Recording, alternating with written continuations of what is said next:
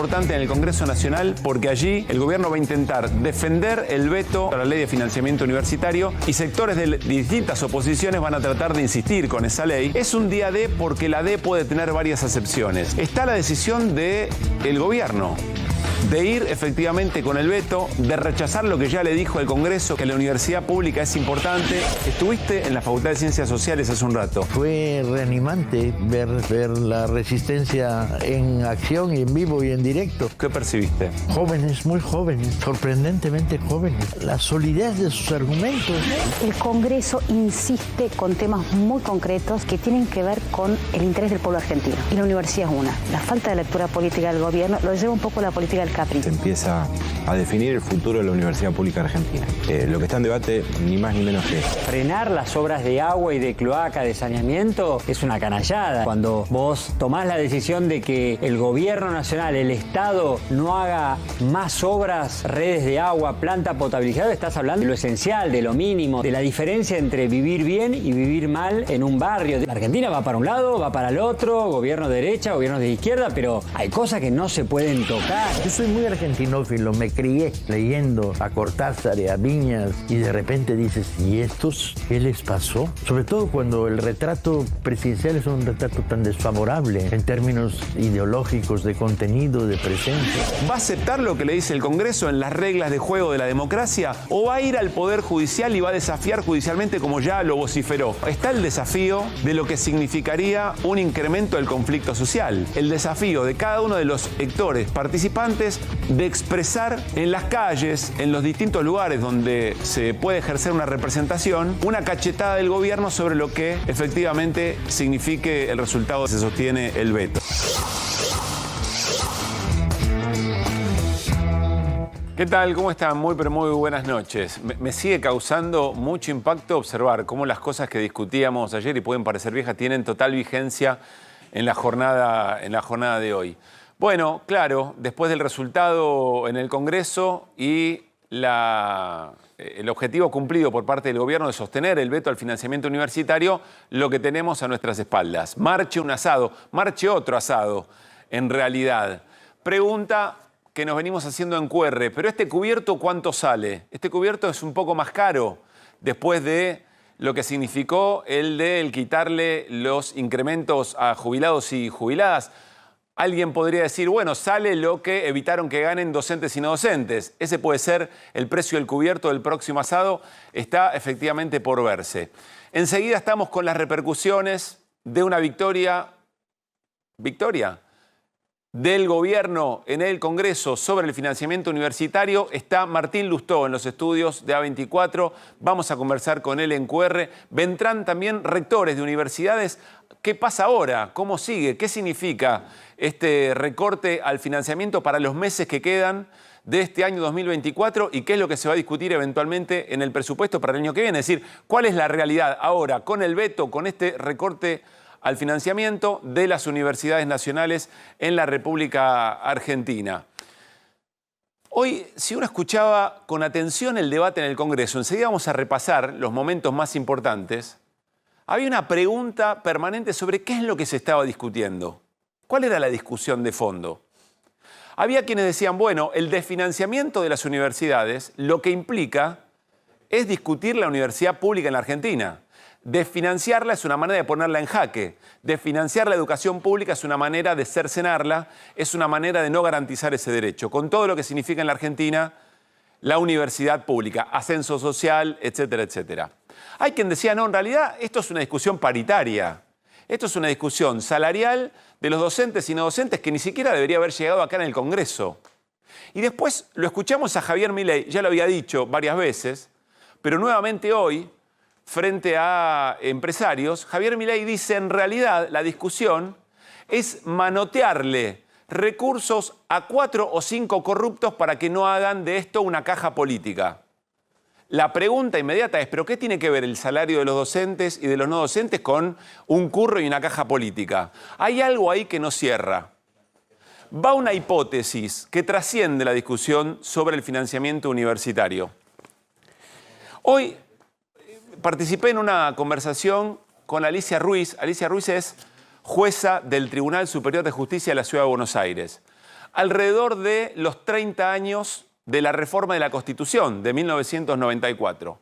Una Constitución caracterizada por ampliación de derechos. Tiene muchas lecturas, algunas son bastante discutidas respecto a los efectos que tuvo, pero si nadie discute algo respecto a la reforma del 94 es que amplió derechos. Y decía Alicia Ruiz, insisto, es parte del Tribunal Superior de Justicia de la Ciudad de Buenos Aires. Decía, estamos viviendo algo en estos momentos en los que los derechos que garantizan la Constitución se pueden cercenar o limitar sin modificar la Constitución, sin que haya una modificación, es decir, una asamblea constituyente, un repaso de todo lo que la Constitución garantiza, como el derecho a la educación, por ejemplo, se está limitando sin esa discusión. Ahí hay una pregunta inmediata. ¿Quién permite que estos derechos se conculquen, que se falte a la Constitución? Hay un poder judicial absolutamente ausente. Después vamos a volver sobre este tema. Alguien más decía en esa misma charla, y muy interesante, no se está, el topo que es Milei para la destrucción del Estado, no está destruyendo todo el Estado. Está destruyendo la parte del Estado que garantiza derechos, bajo la lógica de que detrás de cada derecho hay un costo. No que detrás de cada necesidad hay un derecho. Cambia la ecuación, todo se vuelve muy economicista. Pero no se está destruyendo todo el Estado. Es mentira que viene a destruir el Estado. Destruyen o está destruyendo el gobierno de Milei esas normas del Estado que garantizan ciertos estándares de bienestar y ciertos derechos garantizados por la Constitución. ¿Cuáles quedan en pie? Bueno, la seguridad, las relaciones exteriores, es decir, todo aquello que hace que más o menos la Argentina esté en pie para permitir otro tipo de negocios. Entonces volvemos al comienzo. ¿Qué es lo que se está discutiendo? Bueno, quizás la discusión por el financiamiento universitario no es otra cosa, ni siquiera que un mensaje político, sino un mensaje de poder.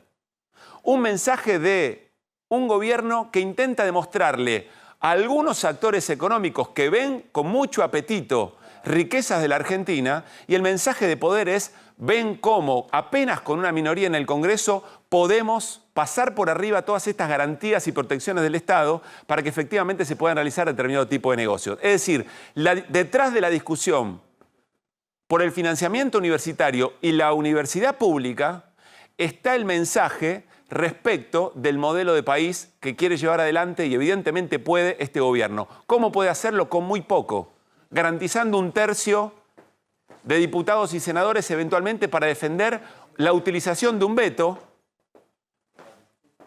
con métodos de la casta. Porque esto hay que decirlo. Es para sacarle curros a la casta, pero con métodos de la casta se consigue un tercio de votos que el gobierno no tiene por la elección que tuvo, y también con delegación de facultades extraordinarias, nunca vistas en la Argentina. Volvemos a la ausencia del Poder Judicial. Entonces ahí está el costo del asado, del próximo asado.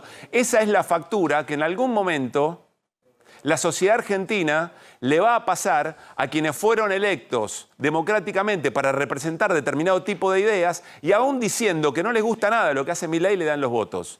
Y también para el Poder Judicial, que mira como si no tuviera nada que ver en la conculcación de derechos importantes que se vienen llevando adelante en la Argentina. Se vea desde la mirada político-partidaria, que se vea esto está ocurriendo. Esa es la razón por la cual Milei logra amalgamar sectores de la política que nunca antes hubieran dicho lo mismo o votado de la misma manera. Veremos qué es lo que dice la sociedad argentina. A esta hora nos cuentan algunos colegas más de 20 facultades tomadas, algunos cortes de calle, algunos cacerolazos incipientes. Mañana hay un paro universitario general, hay un paro nacional de transporte dentro de pocos días. Algunos dicen algunas maniobras que están tratando de que la CGT también convierta ese paro de transporte en un paro general. Veremos. Es una noticia en desarrollo la respuesta de la sociedad argentina frente a lo que está ocurriendo.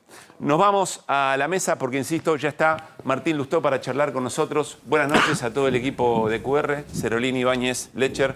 Hola Martín, ¿cómo estás? ¿Qué tal? ¿Cómo andas? Gracias por estar acá. Nos parece importante en QR repasar los elementos del debate en el Congreso. Por eso que estábamos planteando en el arranque, ¿qué es lo que se discutió hoy? ¿Qué es lo que se resolvió? ¿Qué era lo que se estaba discutiendo? Vean este muy buen resumen que hizo la producción de QR, las esencias de las posiciones de cada espacio que terminaron consolidando el veto de Javier Milei sobre el financiamiento universitario. Los argentinos de bien que quizás nunca van a poder acceder a la universidad pública y que con el IVA de la polenta que compran, como leí por ahí, financia la universidad pública, pero también están financiando la CIDE, también están financiando los ñoquis, también están financiando los trolls. ¿Qué son, presidente? ¿Cuál es el programa que tienen? Es un barco sin luces en el mar, un tren que no llega a ninguna estación, una sociedad anónima de destrucción masiva de lo poco que nos queda de un cierto nivel de bienestar en el Estado argentino. Si alguno tiene la fantasía de que va a privatizar la universidad, les voy a decir hoy y va a quedar grabado. No van a contar con un solo voto de este bloque del PRO. La única manera de reducir la pobreza, de lograr el desarrollo equitativo en la Argentina es invirtiendo en la gente, en la verdadera riqueza de la nación, nuestro cerebro. ¿Cómo apareció la plata en el día de ayer para tratar de sumar mayor cantidad de diputados para impedir hoy que tengamos los 2/3? Había plata. Yo me corto la mano antes de votar con el kirchnerismo. El Estado argentino tiene que garantizar el financiamiento de una de las pocas cosas que funcionan bien en nuestro país. Dejen de destruir lo que funcionan bien y acompáñennos a defender la universidad pública. Gracias. Yo soy egresado de grado de la universidad pública, cuando graduarse en la universidad pública, Universidad de Buenos Aires, era un orgullo y no el kiosco en el cual se ha convertido hoy, y eso es lo que queremos terminar. Por eso vetar esta ley es la obligación de un buen argentino. Y hemos usado hasta el último de los esfuerzos para llevar la totalidad de los votos y evitar, señor presidente, que este veto, que como bien dijo el diputado Pichetto, lejos está de ser de un triunfo, no prospere, señor presidente. No tenemos que sentir hijos de los que hicieron definitivamente gratuita la universidad pública en la Argentina, de los que crearon la Universidad Obrera Argentina, de los que estuvieron la noche de los bastones largos sufriendo la represión de Onganía, de los compañeros y compañeras desaparecidos y detenidos y torturados por defender la universidad pública en la Argentina. Martín, ¿qué se discutió hoy en diputados? ¿Qué es lo que se viene discutiendo alrededor del financiamiento universitario? Se discutió la continuidad de lo único que te da el Estado argentino, una familia, para cambiar su trayectoria de vida. Seguramente en cualquier familia nuestra hay un primer profesional. Desde el momento en que tenés un primer profesional en tu familia, no solamente cambia lo que le va a pasar a esa familia, sino de toda la descendencia. Y lamentablemente el gobierno no cree en eso. Milei no cree en eso, lo viene diciendo el primer día. Primero eran con los vouchers, reemplazar la educación pública con los vouchers, después que es adoctrinamiento, después cómo se gasta, después cuántos alumnos tiene. Es una campaña de financiar y desprestigiar. Por eso cuando uno escucha algunas cosas, dan vergüenza ajena. ¿Qué te dio vergüenza los de lo que acabaste de escuchar? Me da vergüenza la tergiversación que hace los penatos de si la discusión es si se va a privatizar o no. Ellos, el PRO entero votó en contra de las universidades. Cuando hizo muchas veces campaña por las universidades. El PRO, cuando estaba de moda aerolínea, defendía aerolínea. Cuando estaban de moda las universidades, defiende las universidades. Cuando está de moda cerrarlas, se suma a cerrarlas. Es una vergüenza. Ahora, Martín, y ya conoceremos con el tiempo las cosas que negoció Macri. Sí. Bueno, ¿qué negoció Macri? No sabemos, pero estoy seguro que se van a conocer. Porque en algún momento el Estado tendrá que tomar decisiones con respecto a cosas que le interesan a Macri. Y ahí la vamos a ver. Después lo escucho a Spert, que dice que antes, cuando él recibirse en la universidad pública era un motivo de orgullo, y ahora es un kiosco. Que vaya a explicarle a todos los jóvenes que en cualquier universidad del conurbano trabajan todo el día y los ves a la noche haciendo fila en el medio de la inseguridad para tomarse juntos a los colectivos para volver a sus casas, después de trabajar. Que le diga eso a esa gente. Es una vergüenza. Lo veo a Finocchiaro, ministro de Educación. No importa cuál sea el tema, él no vota con el kirchnerismo, no vota por los temas. Vota mirando al costado. ¿Qué implicancia tiene eso, Martín? Es que si yo voto en función de si lo que me traen para votar está bien o está mal, no en función de quién vota conmigo. Porque entonces no estoy defendiendo las cosas ni en las que creo, ni estoy defendiendo una agenda pública. Estoy mirando para el costado y de acuerdo al otro me defino yo. Entonces, si el kirchnerismo votara por la paz mundial, el PRO votaría o algunos votarían por la guerra nuclear. Claro. Sí. Ahora, la verdad es que llama mucho la atención, y lo escuché a Finocchiaro, que fue ministro de Educación, decir que lo que estaba en juego hoy era lo que iban a pensar los inversores lo que iban a pensar las agencias de calificación y lo que iban a pensar los mercados. Tenemos el corte un poco más extenso de Finocchiaro, es al que refiere Martín Lustó, si lo podemos preparar. Ahora, vos escuchabas algunos legisladores decían, no, es una discusión paritaria, el salario docente y no docente, que no debería estar discutida acá. Otros decían, es un kiosco, en realidad es un curro, lo volvió a decir el presidente después. Sí. ¿Por qué te causa gracia? Me causa gracia porque yo creo que tiene razón Maxi Ferraro. Maxi Ferraro que dijo, ¿no era que no había plata? Y de golpe la pueden dar. Entonces, ¿era una discusión paritaria? ¿En qué dio plata? Ahora anunciaron un aumento. Sí, 7%. Sí, bueno, anunciaron el 6,8%. Que digo que obviamente no basta, pero lo que quiero decir es, durante todo este tiempo, como la estuvieron desfinanciando y estuvieron atrasando el salario, la recomposición de los trabajadores de las universidades, docentes y no docentes, inclusive por debajo del retraso que tiene el resto de los trabajadores estatales, hay un momento que eso, que es una discusión que debería tener lugar, donde el gobierno tendría que convocar y resolverlo, como eso se genera o deviene en un conflicto institucional donde lo que está en juego es la educación, el Congreso toma cartas en el asunto. Y dice, mira, ustedes no lo hacen, vamos a actualizar los presupuestos de las universidades. Que este fue el segundo intento del gobierno. El primer intento del gobierno fue eliminar o no actualizar los gastos de funcionamiento. El segundo fue atrasar los salarios. Entonces, es evidente que hay una intencionalidad con respecto a eso. Déjame sumar un dato porque lo publicó hace 2 semanas Daniel Steinhardt y tiene que ver con que el 68% de los padres y madres de chicos que van a las universidades nacionales no fueron a la universidad. De vuelta.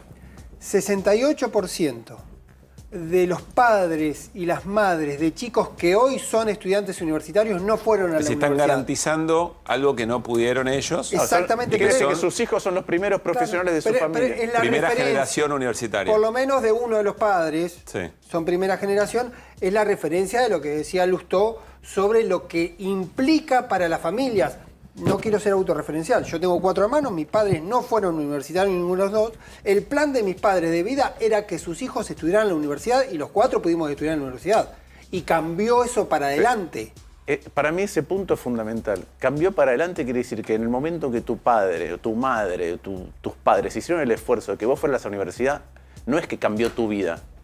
Cambió la de los nietos de tus padres, lo de los bisnietos de tu padre. Cambia para siempre la trayectoria de vida de una familia. Está bien, pero me parece que yo creo que estamos tratando de explicar cosas que va de suyo que este gobierno no le importa. Digo, vos le podés explicar, pero si no le dan los remedios a la gente que tiene cáncer y no le da la plata para que coma a los jubilados, menos le va a importar la universidad, porque es como un grado un poquito más. Pero el gobierno no dice eso, Fer. No es lo que diga, es lo que hace. A mí no me importa lo que diga. Es importante en ese sentido, y de eso te lo pregunto a vos, Martín. Hay toda una discusión sobre el costo fiscal y hay una coincidencia, incluso el propio Macri dice que es muy relativo el costo fiscal de esta medida. Por lo tanto, el fondo no es fiscal. Y entonces, claro que el fondo no es fondo. El fondo, hay una cuestión que quiero destacar acá. El fondo es que este plan económico va a fallar porque no está recaudando más que por determinados anabólicos que se están produciendo ahora, como el blanqueo, un impuesto a la ganancia extraordinaria. Martín es economista, te puede discutir esto. No me lo va a discutir, lo va a aseverar. Lo que te estoy diciendo es que si vos ponés cómo está funcionando la economía, sin todos los anabólicos que estuvieron poniendo hasta ahora y los recortes extraños que hicieron con las energéticas, con todo que le dijeron, bueno, te damos un bono, cuando esto quede funcionando normal, los números no dan por ningún lado. Entonces, si vos lograste cortarle a los jubilados y lograste cortarle a la gente de la universidad, de ahí en adelante vale todo. Entonces, cuando no den los números, le van a dar un fierrazo al que le tenga que dar. ¿Coincidís con...? A ver, que vuelvo al discurso de Finocchiaro porque me parece que ahí quedó... Dame Finocchiaro para que Martín Lustó, y sepamos de qué está hablando Martín Lustó, que parece darle parece ponerle un especial foco en esto. A ver, dale. Acá estamos hablando con el bloque de Unión por la Patria, traducido el kirchnerismo, y no hablo de los otros bloques, de una disputa de poder.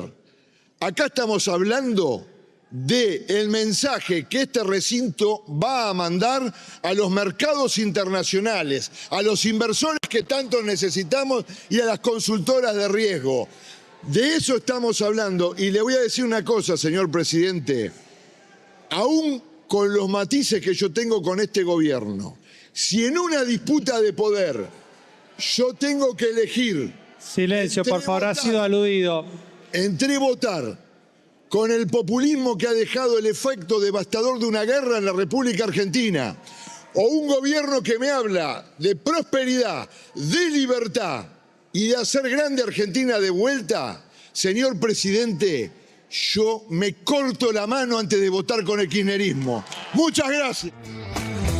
Un par de cosas. Primero, el gobierno, según Finocchiaro, habla de libertad. No sé qué libertad puede tener alguien si no puede estudiar. No sé qué libertad puede construir a futuro. De prosperidad, no sé cómo va a crecer un país si no tiene más graduados universitarios. Y no sé, no me acuerdo cuál era el tema. Y de futuro, de construcción del futuro. Sin educación, no sé dónde está el futuro. Ahora, ¿qué tiene que ver los mercados? Pero para mí es revelador y tiene que ver con lo que decíamos antes. Da vergüenza que sea un exministro de Educación, ¿no? El que diga eso. Que lo que se está debatiendo hoy es una señal a los mercados. Para mí eso es una suerte de síntesis de lo que venías diciendo antes y de cómo enfoca el gobierno políticas públicas de enorme importancia. ¿Qué está diciendo Finocchiaro? Acá, frente a un mínimo, porque ya lo reconoce el PRO, ahora el gobierno lo reconoce porque dio el aumento para el cual decía que no había plata, frente a una mínima recomposición para las universidades, ellos prefieren una señal taxativa clara de que inclusive con 1/3 y en contra de 2/3 de diputados y senadores, en contra de marchas, son capaces de romper la educación pública para dar una señal a los mercados. ¿Con qué problema adicional? Que esos mercados son en su comportamiento muy volátiles y muy efímeros. Claro. Entonces es como que digo, bueno, le voy a dar una señal para que no se vayan hoy, por ahí se van a ir mañana por otro tema, por la multiplicación de conflictos que hay en distintos lugares y que van creciendo, en la salud, con las jubilaciones, con la educación, en lo social. Me parece importante lo que está diciendo Martín. Vos decís, les muestro a los mercados que tengo la capacidad de romper todo, de destruir al Estado efectivamente. Les muestro a los mercados que el superávit, ¿sí? Claro. Que el superávit lo voy a lograr. Lo voy a lograr inclusive, porque este gobierno solo lo está logrando así, inclusive yendo contra el 95% de la población. Porque como dije muchas veces, a la hora del blanqueo, eligió no cobrarle a los que blanquean más de $200.000. Eso no pagaron nunca. Con Macri, el 90% de los que blanquearon 100.000 millones de pesos de dólares en total, el 90% de eso lo blanqueó el 0,5% más rico de la población. Eligieron condonarle impuestos a las empresas que entran al RIGI. Eligen mandar plata a la CIDE. Entonces está claro que no es un tema de solo ajuste fiscal, sino sobre quién cargarlo. Y entonces eligen, y la demostración es, mira, lo puedo sostener comprando diputados, con prebendas, porque eso es lo que pasa, los compran o con prebendas o con una promesa de participación en la Libertad Avanza. Porque los 4 radicales, y más los 2 que no estuvieron, que ya veremos, pero los 4 radicales que se dieron vuelta antes y se volvieron a dar vuelta, no son más radicales. Esa es mi opinión personal, tendrá que tomar cartas el Tribunal Nacional de Ética. Recién vino Martín o Mariano. Mariano Cantero estuvo aquí recién. ¿No es más radical Mariano Cantero? No. ¿Y cómo puede ser radical? Votó en contra de todo su bloque, en contra de lo que le dijo la convención en sus principios normativos y en su plataforma electoral del 91 y del 23 y en contra de lo que dijo el partido. En contra de todo. Por segunda vez para estar en la Libertad Avanza. Entonces para mí pertenece a la Libertad Avanza. Ahora, vuelvo, las señales a los mercados. Le estoy asegurando que si soy capaz de castigar al 90% de la población para tener un superávit mal distribuido en cuanto al esfuerzo que hace cada parte, les estoy garantizando que no se preocupen, que no importa qué pase en la Argentina, les voy a pagar. Y yo creo que hay otra manera de garantizar las dos cosas. Claro, que Argentina no caiga en default. Esto es importante, no sé si va a ser el programa de hoy, pero es importante eventualmente mostrar que hay otra manera de hacer las cosas, porque el crecimiento además, económico si vos haces, y cuidar las cuentas... A ver, el superávit no se come, lo que se come es el PBI. El PBI se come porque son las cosas concretas. Entonces, si vos... El PBI es lo que genera un país. Entonces, si vos para llegar al superávit destruís el PBI, sí, el único país que está destruyendo de toda Latinoamérica a este momento que no crece el PBI, sino que baja fuerte, es la Argentina, y bueno, así vas a tener superávit fiscal, pero es falso. Pero es fácil saber... ordenar el Estado es muy importante porque si no se desordena todo lo demás. Ahora, miremos cómo está distribuido el esfuerzo. Comparemos. Lo que hacía falta para aumentarles esos míseros 18.000 pesos a los jubilados, sí, es equivalente a la baja del impuesto a los personales para los más ricos entre los más ricos. Vamos a las universidades. Lo que hacía falta... Pero si ponía el gobierno esos impuestos, Martín, o si no los bajaba, no iban a venir las inversiones, entonces la economía no iba a crecer. Vamos por partes. Es el argumento del gobierno. Vamos por partes. Primero, lo que le bajaron a los más ricos entre los más ricos, ¿sí?, es equivalente a lo que había que darle a los jubilados. Vamos a las universidades. Se deben estar blanqueando a esta altura, se deben haber blanqueado, porque el blanqueo sigue, 25.000 millones de dólares. Si se hubiera puesto un impuesto, como yo propuse en el momento de discutir la ley bases, de 10% a los que blanqueaban más de 200.000 dólares, hubiera recaudado 2.500 millones de dólares. ¿Cuánto es lo de las universidades? 600. Entonces, que no digan que no hay plata. Es mentira. Ellos eligen a quién bajarle y a quién castigar. Vamos a lo que está pasando con el resto de la economía. Los salarios cayeron, ¿sí?, porque obviamente tuviste la devaluación, aumento de precios generalizados y desregulación de precios puntuales. Entonces, los salarios cayeron. Pero además, tus ahorros cayeron.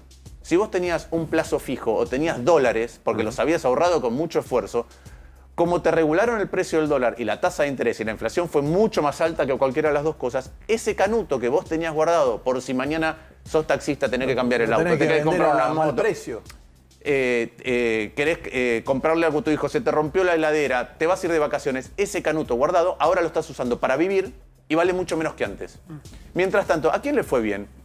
Bueno, a todos los que cerca del gobierno tienen información acerca, mucho más fina, acerca de cuál es el plan económico, mejor dicho, el plan financiero, y entonces apuestan al carry trade, apuestan a los bonos, a eso le fue muy bien. Entonces hay una diferencia enorme entre lo que le está pasando a un grupo minúsculo que recibe rebaja de impuestos, que recibe un blanqueo gratis, que recibe rebaja de impuestos para empresas con inversiones grandes, a los que tienen inversiones financieras y son más sofisticados, y al 99% restante. Ahí voy, Pablo, y en un rato Pablo nos va a contar cómo consiguió los 85 votos necesarios el gobierno para garantizar el veto. Vamos a escuchar al presidente de la Nación, Javier Milei, hoy frente a empresarios, tentado de volver a las razones, porque habla del curro, pero en realidad, como Martín Lustó está hablando de economía y Fer Cerolini también, vamos a escuchar lo que decía Milei respecto a los empresarios como mensaje, para que efectivamente confíen en el gobierno. Está lleno de héroes este país y no nos damos cuenta. Dale. Entonces, esa idea llena de envidia y de resentimiento la tenemos que combatir desde el llano, digamos, porque el que gana plata es un héroe. Digo, es un benefactor social porque lo hace vendiendo precios de mejor calidad, a un mejor precio. Entonces, esto no es menor. Porque si Argentina va a empezar a generar un proceso de fuerte crecimiento económico, en la medida que ustedes empiecen a generar ese proceso, se van a generar ganancias extraordinarias. Y no le demos lugar a los zurdos de mierda que vengan a decir que eso está mal. Yo pensaba que con el tono que había arrancado estaba como, alguien le dijo modera. ¿Esto cuándo fue? No, hace un rato. No, modera un poco. Bueno, parece lo de los zurdos, Martín. A ver. Le está diciendo, vuelvo en serio, le está diciendo, volvemos a lo del mensaje. Le dice, pónganla, porque van a ser grandes ganancias. Cuando ustedes hagan grandes ganancias. Compra nada, no hay mercado. Cuando ustedes hagan grandes ganancias, la economía se va para arriba, gana los jubilados, vuelve a haber para el presupuesto universitario. El que está ganando plata y tiene una pyme es un héroe. El que está ganando plata y tiene una pyme o un comercio es un héroe. Ese es un héroe. ¿Quién es el héroe? ¿El que está? El que tiene una pyme y está ganando plata, porque es imposible. ¿Por qué no? Porque ahora, él está hablando de ganancias extraordinarias. Está hablando de un montón de sectores que, producto de un montón de circunstancias en la Argentina, tienen poder de mercado. Y ese poder de mercado lo ejercitan, lo ejercen. Y con eso tienen ganancias por encima, muchas veces, de lo que tienen empresas equivalentes en términos del retorno de sus activos, empresas de otro lado del mundo. Entonces, ¿por qué? Porque en la Argentina yo soy autor de la Ley de Defensa de la Competencia. Esa ley no se aplica nunca. Hay en términos de niveles de precios, hay sectores que se llaman de insumos industriales difundidos. Quiere decir que son sectores que son fundamentales para que otros produzcan. El petróleo y el gas, el aluminio, el acero, los cables, los neumáticos, los envases, el vidrio. Los niveles de competencia en esos sectores son nulos. Nulos. Entonces tienen obviamente un poder monopólico que en cuanto uno, si tuviéramos la actitud y la vocación de investigarlos como corresponde, podríamos tener precios más bajos en un montón de lugares. Ahora, no tiene ganas. El presidente cree que los monopolios son extraordinarios, que alguien acumule poder de mercado y pueda determinar cualquier cosa, venderte, tener información sobre vos, decidir. Para él esos son los héroes. Igual que para el presidente, los héroes son los que evaden, los que no pagan impuestos, pero los que se saltan los molinetes porque no pueden pagar las tarifas le manda la policía. Martín, ¿y ahora qué? Y ahora con esto o con otros temas viene el presupuesto. Y yo creo que estos temas van a volver en el presupuesto. La energía que se insume en todo lo que llevó esta discusión, lo que lograron algunos sectores de la política en el Congreso de poder sacar esta ley de financiamiento, no pueden tener una suerte de cansancio político, de agotamiento político, casi de haber sido vencidos a partir de un gobierno que con muy poco logra efectivamente sostener este veto. Me gusta mucho la portada, no sé si la podemos ver. Beethoven, nos reímos un poquito, pero miren el detalle. Ustedes recuerdan que Beethoven tenía algún problema de sordera. Está muteado en él, es decir, no escucha. Pero el presidente Javier Milei no escucha. Es muy buena la portada, Machi. Un gran abrazo a nuestro sanpedrino preferido. El presidente no mira. ¿Cómo? El presidente ve, pero no mira. Hay una diferencia muy grande. El gabinete, la única que creo que viaja por el interior es Villarruel. Tenemos un ministro de Economía que no pisa el interior.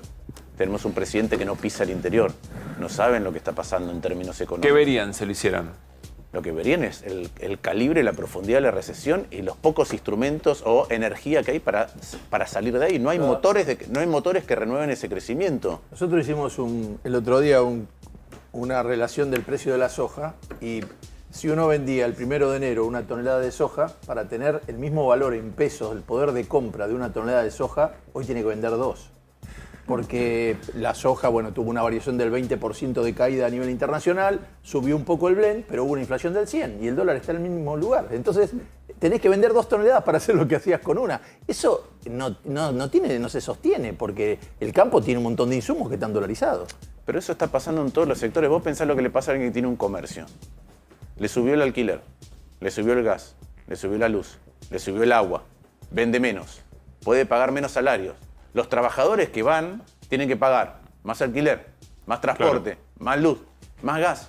Entonces no puede pagar salarios y los salarios que paga, yo he visto empresarios pymes llorar porque saben que no pueden pagar más salarios y que los salarios que pagan no les alcanzan a los trabajadores.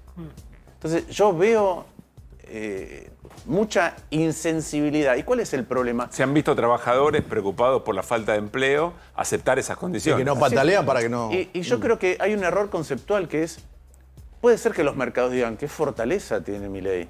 Que con pocos diputados y comprando algunos, o presionándolos, puede conseguir un tercio. Pero eso es muy frágil. Tiene un tercio y está aumentando la conflictividad en todos los Pichetto dice, lados. en realidad el gobierno no ganó. ¿El gobierno está... ¿Coincidís con Pichetto? Yo creo lo mismo. Primero, la sociedad perdió. La sociedad perdió. Perdón, además en el número y no creo que el gobierno puede estar contento, igual que estuvo contento cuando vetó lo de los jubilados, que el origen de los dos problemas es igual. El origen de los dos problemas es una devaluación de 118% que generó 25% de inflación en diciembre y 20% en enero. A los jubilados no le quisieron recomponer, les dieron 12 en enero, no le quisieron recomponer el 8. Y a las universidades, ¿qué pasó? Que el 25 del 20 no se los reconocieron nunca en el salario. Entonces, por eso tenían semejante atraso salarial. Perdón, Pablo. Ahora con el... No, pensaba cuando vos decías del interior, también el gobierno logra, por los motivos que sea, yo a veces esa idea de cooptar o de comprar, yo incluyo, para mí también hay gobernadores y dirigentes que tienen una coincidencia con Milei. Campero para mí se compra y coincide absolutamente o en gran medida con lo que como piensa antes coincidía con Bussi. el gobierno. Bueno, digo, ¿qué pasa ahí? Porque también sigue logrando el apoyo de gobernadores, sigue logrando en algunos casos abstención, en otros que mandan a votar. ¿Tampoco la están viendo los gobernadores que en el interior falta una atracción? ¿Algo está haciendo ruido? Yo veo que los gobernadores, este gobierno le generó muchos problemas simultáneos a casi todas las provincias, muchos. Un día es el Fonido, otro día es la obra pública. Entonces hay muchos problemas. Los noto con muchas dificultades simultáneas para lidiar con los problemas ocasionados y heredados en algunos casos en sus provincias y con un gobierno que durante mucho tiempo castigaba al que decía alguna cosa. Lo sigue haciendo, pero para mí no tiene ningún efecto. No tiene ningún efecto. Entonces, Veo eso, veo que algunos están encerrados en un lugar y entonces toman las decisiones que tienen para sobrevivir. Ellos tienen que lograr juntaron 85 votos. Ahora, para aprobar el presupuesto, tienen que juntar muchos más. Y no parecen las condiciones que están con cómo se ve a los sectores como Pichetto, las cosas que está diciendo, me parece que está enojando a todo el mundo. Ellos, ¿vos pensás que buscan que se lo rechacen el presupuesto y gobernar sin presupuesto? ¿Es una posibilidad? Yo veo primero, recordemos que algunas de estas cosas son un problema de acuerdos previos que hizo el gobierno anterior con el gobierno entrante. Hoy Milei tiene una discrecionalidad absoluta para hacer cualquier cosa porque no hubo presupuesto. La prórroga del presupuesto fue un acuerdo con el gobierno anterior. No, que no se aprueba el presupuesto 2024. Así es. Y agrego una cosa más. Hoy se emplazó, es medio técnico, se emplazó a las comisiones a debatir una ley que es la 26.122, que es la que regula el trámite de DNUs en Argentina. Claro. Esa es una ley del kirchnerismo del año 2006. Una muy mala ley. Que se necesiten ¿qué dice la ley? Doble conformidad. No, la ley dice algo ridículo. Y algunos constitucionalistas van a argumentar que la propia ley es inconstitucional. ¿Qué dice la ley? La ley dice lo siguiente. Vos para sancionar una ley necesitas la aprobación de las dos cámaras. Para derogar una ley por DNU, por ejemplo, necesitas que una cámara nunca se exprese sobre el DNU. Claro. Ni siquiera que una cámara lo apruebe, que una cámara no se exprese. Claro. Sí, le otorga al Poder Ejecutivo una discrecionalidad y una facultad legislativa muy importante. Eso, hay muchos que hoy ponen el grito en el cielo, no les gusta, pero las dos cosas son producto de pensar que siempre te vas a eternizar en el poder y que las herramientas las vas a usar solo vos. Porque esa ley es del gobierno de la época de la presidencia de Cristina. De la época de es el problema de pensar reglas de juego en la época de Kirchner y Cristina Fernández de senadora. Hay un proyecto que perdió estado parlamentario, pero que originalmente se había presentado, que era de Patricia Bullrich. Con el tema... Claro que hay ahora muchísimos, hay una cantidad, pero hay muchísimos proyectos, pero creo que hay de Fernando Iglesias, de Patricia Bullrich, hay de un montón que en ese momento decían, pongámosle el límite porque esta ley es ridícula. Quiero ver qué piensan ahora. Quiero ver al PRO con eso. Claro, cuando se discuta una nueva ley que regula los DNU, todo el PRO que siempre habló de que esa ley era un desastre, lo que pasa es que también habló de que las universidades públicas eran buenas, ¿sí? Lo quiero ver ahora, cuando se debata esa ley, ¿qué va a votar? Con esa ley, si estuviese vigente lo que se propone, con el rechazo de diputados, el veto aún tendría, en el caso del decreto, por ejemplo el 70, que fue rechazado en el Senado, ya tendría que estar caído. Bien, a ver, le quiero pedir a Pablo Ibáñez que nos cuente cómo consiguió, cómo construyó políticamente o como fuera los 85 votos necesarios para sostener el veto Javier Milei. Quiero contarles que están fuera de cámara esperando para conversar con nosotros el rector de la Universidad de Mar del Plata y el vicerrector de la Universidad de General Sarmiento. Mientras estábamos discutiendo, mientras observamos el debate, había risas, pero casi de grotesco. Vi que alguien se agarraba la cabeza. Le vamos a preguntar qué saben de cuántas universidades están tomadas hasta ahora y eventualmente algo del paro. Es decir, ¿cómo sigue? ¿Qué pasa en estos meses para finalizar el segundo cuatrimestre de las universidades y qué puede pasar a continuación? Ayer el rector de la Universidad Nacional de Rosario dijo que si se sostenía el veto, la continuidad era muy problemática, que no estábamos teniendo dimensión de lo que pasaba en el funcionamiento normal de las universidades. ¿Cómo consiguió el veto? No, básicamente me parece que se termina de confirmar además la importancia del PRO, de la conversación con Mauricio Macri. Determinante el mensaje de Macri. Determinante la adhesión y el acompañamiento de 35 de los 38 diputados que tiene el PRO en la Cámara Baja. Determinante el número porque le da el volumen suficiente para llegar casi a los 80. Después sumó 4 de los radicales que ya estuvieron entre los 87 héroes del veto al aumento de los jubilados y logró también en estos movimientos, por eso para mí es determinante saber cómo se están comportando algunos poderes locales, porque por ejemplo, el gobernador de Santa Cruz, Vidal, Claudio Vidal, que derrotó al kirchnerismo, tiene 2 diputados, Acevedo y Garrido. Garrido votó en contra diciendo que había problemas con los fondos de las universidades y Acevedo votó a favor diciendo que había absoluta transparencia con las universidades. Los dos reportan a Vidal, jugó de alguna manera con las dos manos. También lo que ocurrió, digo, para entender, porque esta lógica a veces es un poco artesanal y quirúrgica. También, por ejemplo, los misioneros tienen 4 diputados, ausentaron a todos, no alcanzaba, Pasalacqua. pero hay una posición, Todos Pasalacqua. responden a Pasalacqua. El jefe de Misiones hace 2 décadas es Carlos Rovira. Sí. Fue gobernador, después todos los gobernadores que vinieron después de él, de alguna manera han delegado. ¿Y cómo jugaron los misioneros? Se abstuvieron. En estos casos, la abstención es funcional naturalmente al que tiene que conseguir 1/3, porque Sí. como decíamos el otro día, Baja la base. 1 vale 2.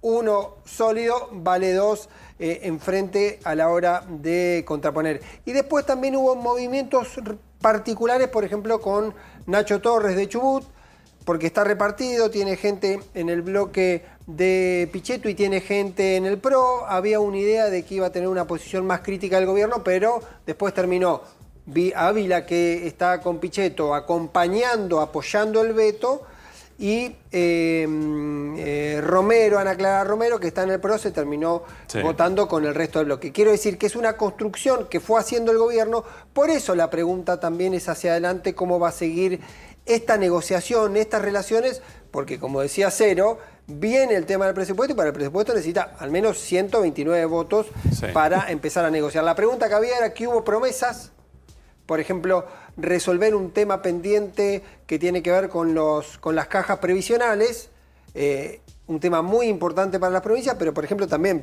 estoy repasando, es una demanda muy fuerte del gobierno de Martín Sciarciola de Córdoba, pero los cordobeses se sostuvieron en la defensa de las universidades y no acompañaron, salvo Alejandra Torres, que es una diputada que tiene más referencias con Juan Schiaretti que con Sciarciola. Pero perdón, una cosa. Entonces, si los diputados de una provincia votan a favor de las universidades, entonces el gobierno castiga a los jubilados de esa provincia. A ver, ¿otra vez? Pero es lo que acaba de decir. Las cajas. Por las cajas provisionales es lo que le tiene que mandar ANSES para que, producto de cuando no se transfirieron las cajas, hay un mecanismo de compensación, les pagan a los jubilados. Entonces, si los diputados de un espacio defienden a las universidades públicas, entonces el gobierno castiga a los jubilados de esa misma provincia. Bueno, piensa que está castigando al gobernador porque el reclamo va a ir le va a generar no le van a estabilidad pagar a política nadie. en la Como provincia. vienen haciendo, no le van a pagar a nadie por los números. Pero votan a favor, votan en contra, Yo no tengo están otra pagando pregunta igual. antes, Martín. Porque nos están observando. Pablo la tiene atada, conocen. Quien nos está observando y no conoce los nombres propios, el mensaje que llega es al final la política es toda una rosca que a mí me deja fuera todo el tiempo y volvemos otra vez a generar un distanciamiento muy grande. Yo sé lo que me vas a decir. Hay bloques que votaron con coherencia durante todo este recorrido. Hay sector del radicalismo, el Frente de Izquierda, Unión por la Patria, salvo algunas excepciones. Pero No, una excepción importante porque Fernanda Ávila, fue secretaria de Minería del gobierno del Frente de Todos, con Sergio Massa, del 2021 al 2023. Bien. Se ausentó, estaba en el Congreso, no era que estaba de viaje. Está bien, no era pero que ¿quién puede discernir si el daño hacia, te lo transformo en pregunta, el daño hacia la política en estas negociaciones y votos es muy impactante, ¿o no? Sí, yo no tengo ninguna duda de que eso es así. Y ojalá que la gente con el tiempo recuerde quién defendió cada cosa consistentemente y quiénes no, y quiénes se dieron vuelta, y quiénes hicieron campaña diciendo una cosa y después hicieron otra. Pero esto vale para un montón de comportamientos. Porque yo te puedo decir, vale para los radicales que dejan que el presidente insulte a Alfonsín, que diga que Menem fue el mejor presidente de la historia, para los radicales que no condenan a aquellos que fueron a visitar a presos por delito de lesa humanidad, para los radicales que permiten que el propio presidente atente en el discurso público contra la convivencia democrática, para los radicales que votan en contra de... Tenés un bolonqui en el partido, sí, Martín. pero con esto es importante que no se olviden, porque recién comentábamos cuántos de distintos partidos, porque hubo defecciones de todos lados, menos el PRO que fue y arregló algo, su presidente. ¿Sí? Hubo defecciones de todos los espacios políticos. Sí, el PRO también hubo dos que votaron a favor. Pero yo tengo que decir que hubo radicales que hicieron posible que existiera un veto. Sí, claro. Cerramos, Fernando. No, la última, porque lo tenemos cerca. ¿Qué está pasando en la provincia de Buenos Aires con el radicalismo? ¿Quién ganó al final? Porque estaban diciendo que ganó uno, que ganó el otro, que no... ¿Qué es lo que se Mira, a mí no me gustan esos ruidos. Lo que tenemos que esperar es que la Junta Electoral, es decir, las autoridades de la provincia, muestren los números, muestren las actas. Una vez que hayan las actas... como Maduro, no muestran. Bueno, una vez que estén las actas y haya recuento, va a haber tranquilidad. Déjame decir una cosa más. Dale, cerrás vos. Porque vas a tener rectores y vicerrectores. A ningún rector y vicerrector le hace gracia pelearse con un gobierno nacional. ¿Sí? Seguramente sería más cómodo no hacerlo. Pero un rector o un vicerrector tiene una responsabilidad por el futuro, además del presente. Si lo que ve es que si no se planta, se le van profesores se degrada la calidad educativa, etcétera, tienen el deber de pelear por el futuro, porque están a cargo de instituciones que los trascienden durante mucho tiempo, mucho tiempo. Y por otro lado, el gobierno debe estar muy contento que haya tomas de universidades. El gobierno debe estar contento que haya tomas de universidades. ¿Por qué? Porque lo que genera es una sensación de caos adentro de las universidades. Si usted quiere que... ¿Pero por qué contento el gobierno? No, pero no es una protesta que puede crecer, digamos, aparte, sí, pero yo creo que el los gobierno está estudiantes contento. están empezando a tener protagonismo. Yo creo que el gobierno no calibra la dimensión del caos que está generando en distintos lugares. Y creo que es tan miope que en el corto plazo dice, ven, eso como pasa. Dice Per. No solo como dice Per, sino que lo que logran es que la universidad pública esté con menos días de clase, con menos docentes, con más cerrada. La verdad que deben estar alegrándose. Son unos inconscientes. Martín, gracias por haber venido. Vamos a darle la bienvenida, insisto, rector de la Universidad de Mar del Plata, vicerrector de General Sarmiento. Vamos a pasar un poco en limpio qué es lo que está pasando a esta hora en las universidades y en algunas avenidas de la Ciudad de Buenos Aires, donde estudiantes están dando clases públicas en la calle, como hacía mucho tiempo no se veía. Por otro lado, vamos a escuchar la palabra de Miguel Ángel Pichetto. Yo soy un poeta, porque tomó figuras, ¿no? Un barco en la oscuridad. Escúchenlo. Probablemente esta tarde ganen. Creen que ganan, pero en realidad pierden. Inevitablemente pierden. Como perdieron también con un sector muy importante de la sociedad argentina, que son los jubilados. Pierden. Cuando en realidad, a 9 meses de la iniciación de este gobierno, deberían haber consolidado una mayoría parlamentaria sobre la base del diálogo, de la construcción razonable, de la propuesta en ideas, de un camino cierto para la Argentina. ¿Cuál es el programa que tienen? Es un barco sin luces en el mar, un tren que no llega a ninguna estación, una sociedad anónima de destrucción masiva de lo poco que nos queda de un cierto nivel de bienestar en el Estado argentino. Una empresa de demolición, S.A. ¿Qué es lo que expresan con este plan económico que no sabemos cuál es el plan? ¿Cuál es el plan? ¿El ajuste al estilo Martínez de Oz? Bueno, podemos quedarnos con la parte más poética de Miguel Ángel Pichetto, que no sé si lo preparó antes o le fue saliendo, pero una repentización muy interesante. En el final dice algo, ¿no? Dice, el plan como el de Martínez de Oz. Atención con esto. Si la derecha, digamos, del espectro político te critica por ese lado, me parece que has roto todos los puentes, hermano, porque ¿te acordás cuando se votaron la ley base, lo que hablaba Pichetto? Nada que ver. Está roto todo esto. Bueno, Miguel Ángel Pichetto le dio herramientas al gobierno, le dio herramientas a un barco sin luz, digamos, sí, ¿no? No, bueno, pero es que estos avanzaron sin luz, digamos. Bueno, como les decía, estamos con Alfredo Laceretti, rector de la Universidad de Mar del Plata, y Germán Pinazo, vicerrector de General Sarmiento. ¿Cómo están? Buenas noches. Es una pregunta cordial. Por supuesto, de rigor, saludos. A ver, en principio, no sé si pudieron hablar con colegas, con otros rectores, ¿qué está pasando en las universidades ahora? Sí, ¿cuál es la primera reacción después del veto o la información que tengan?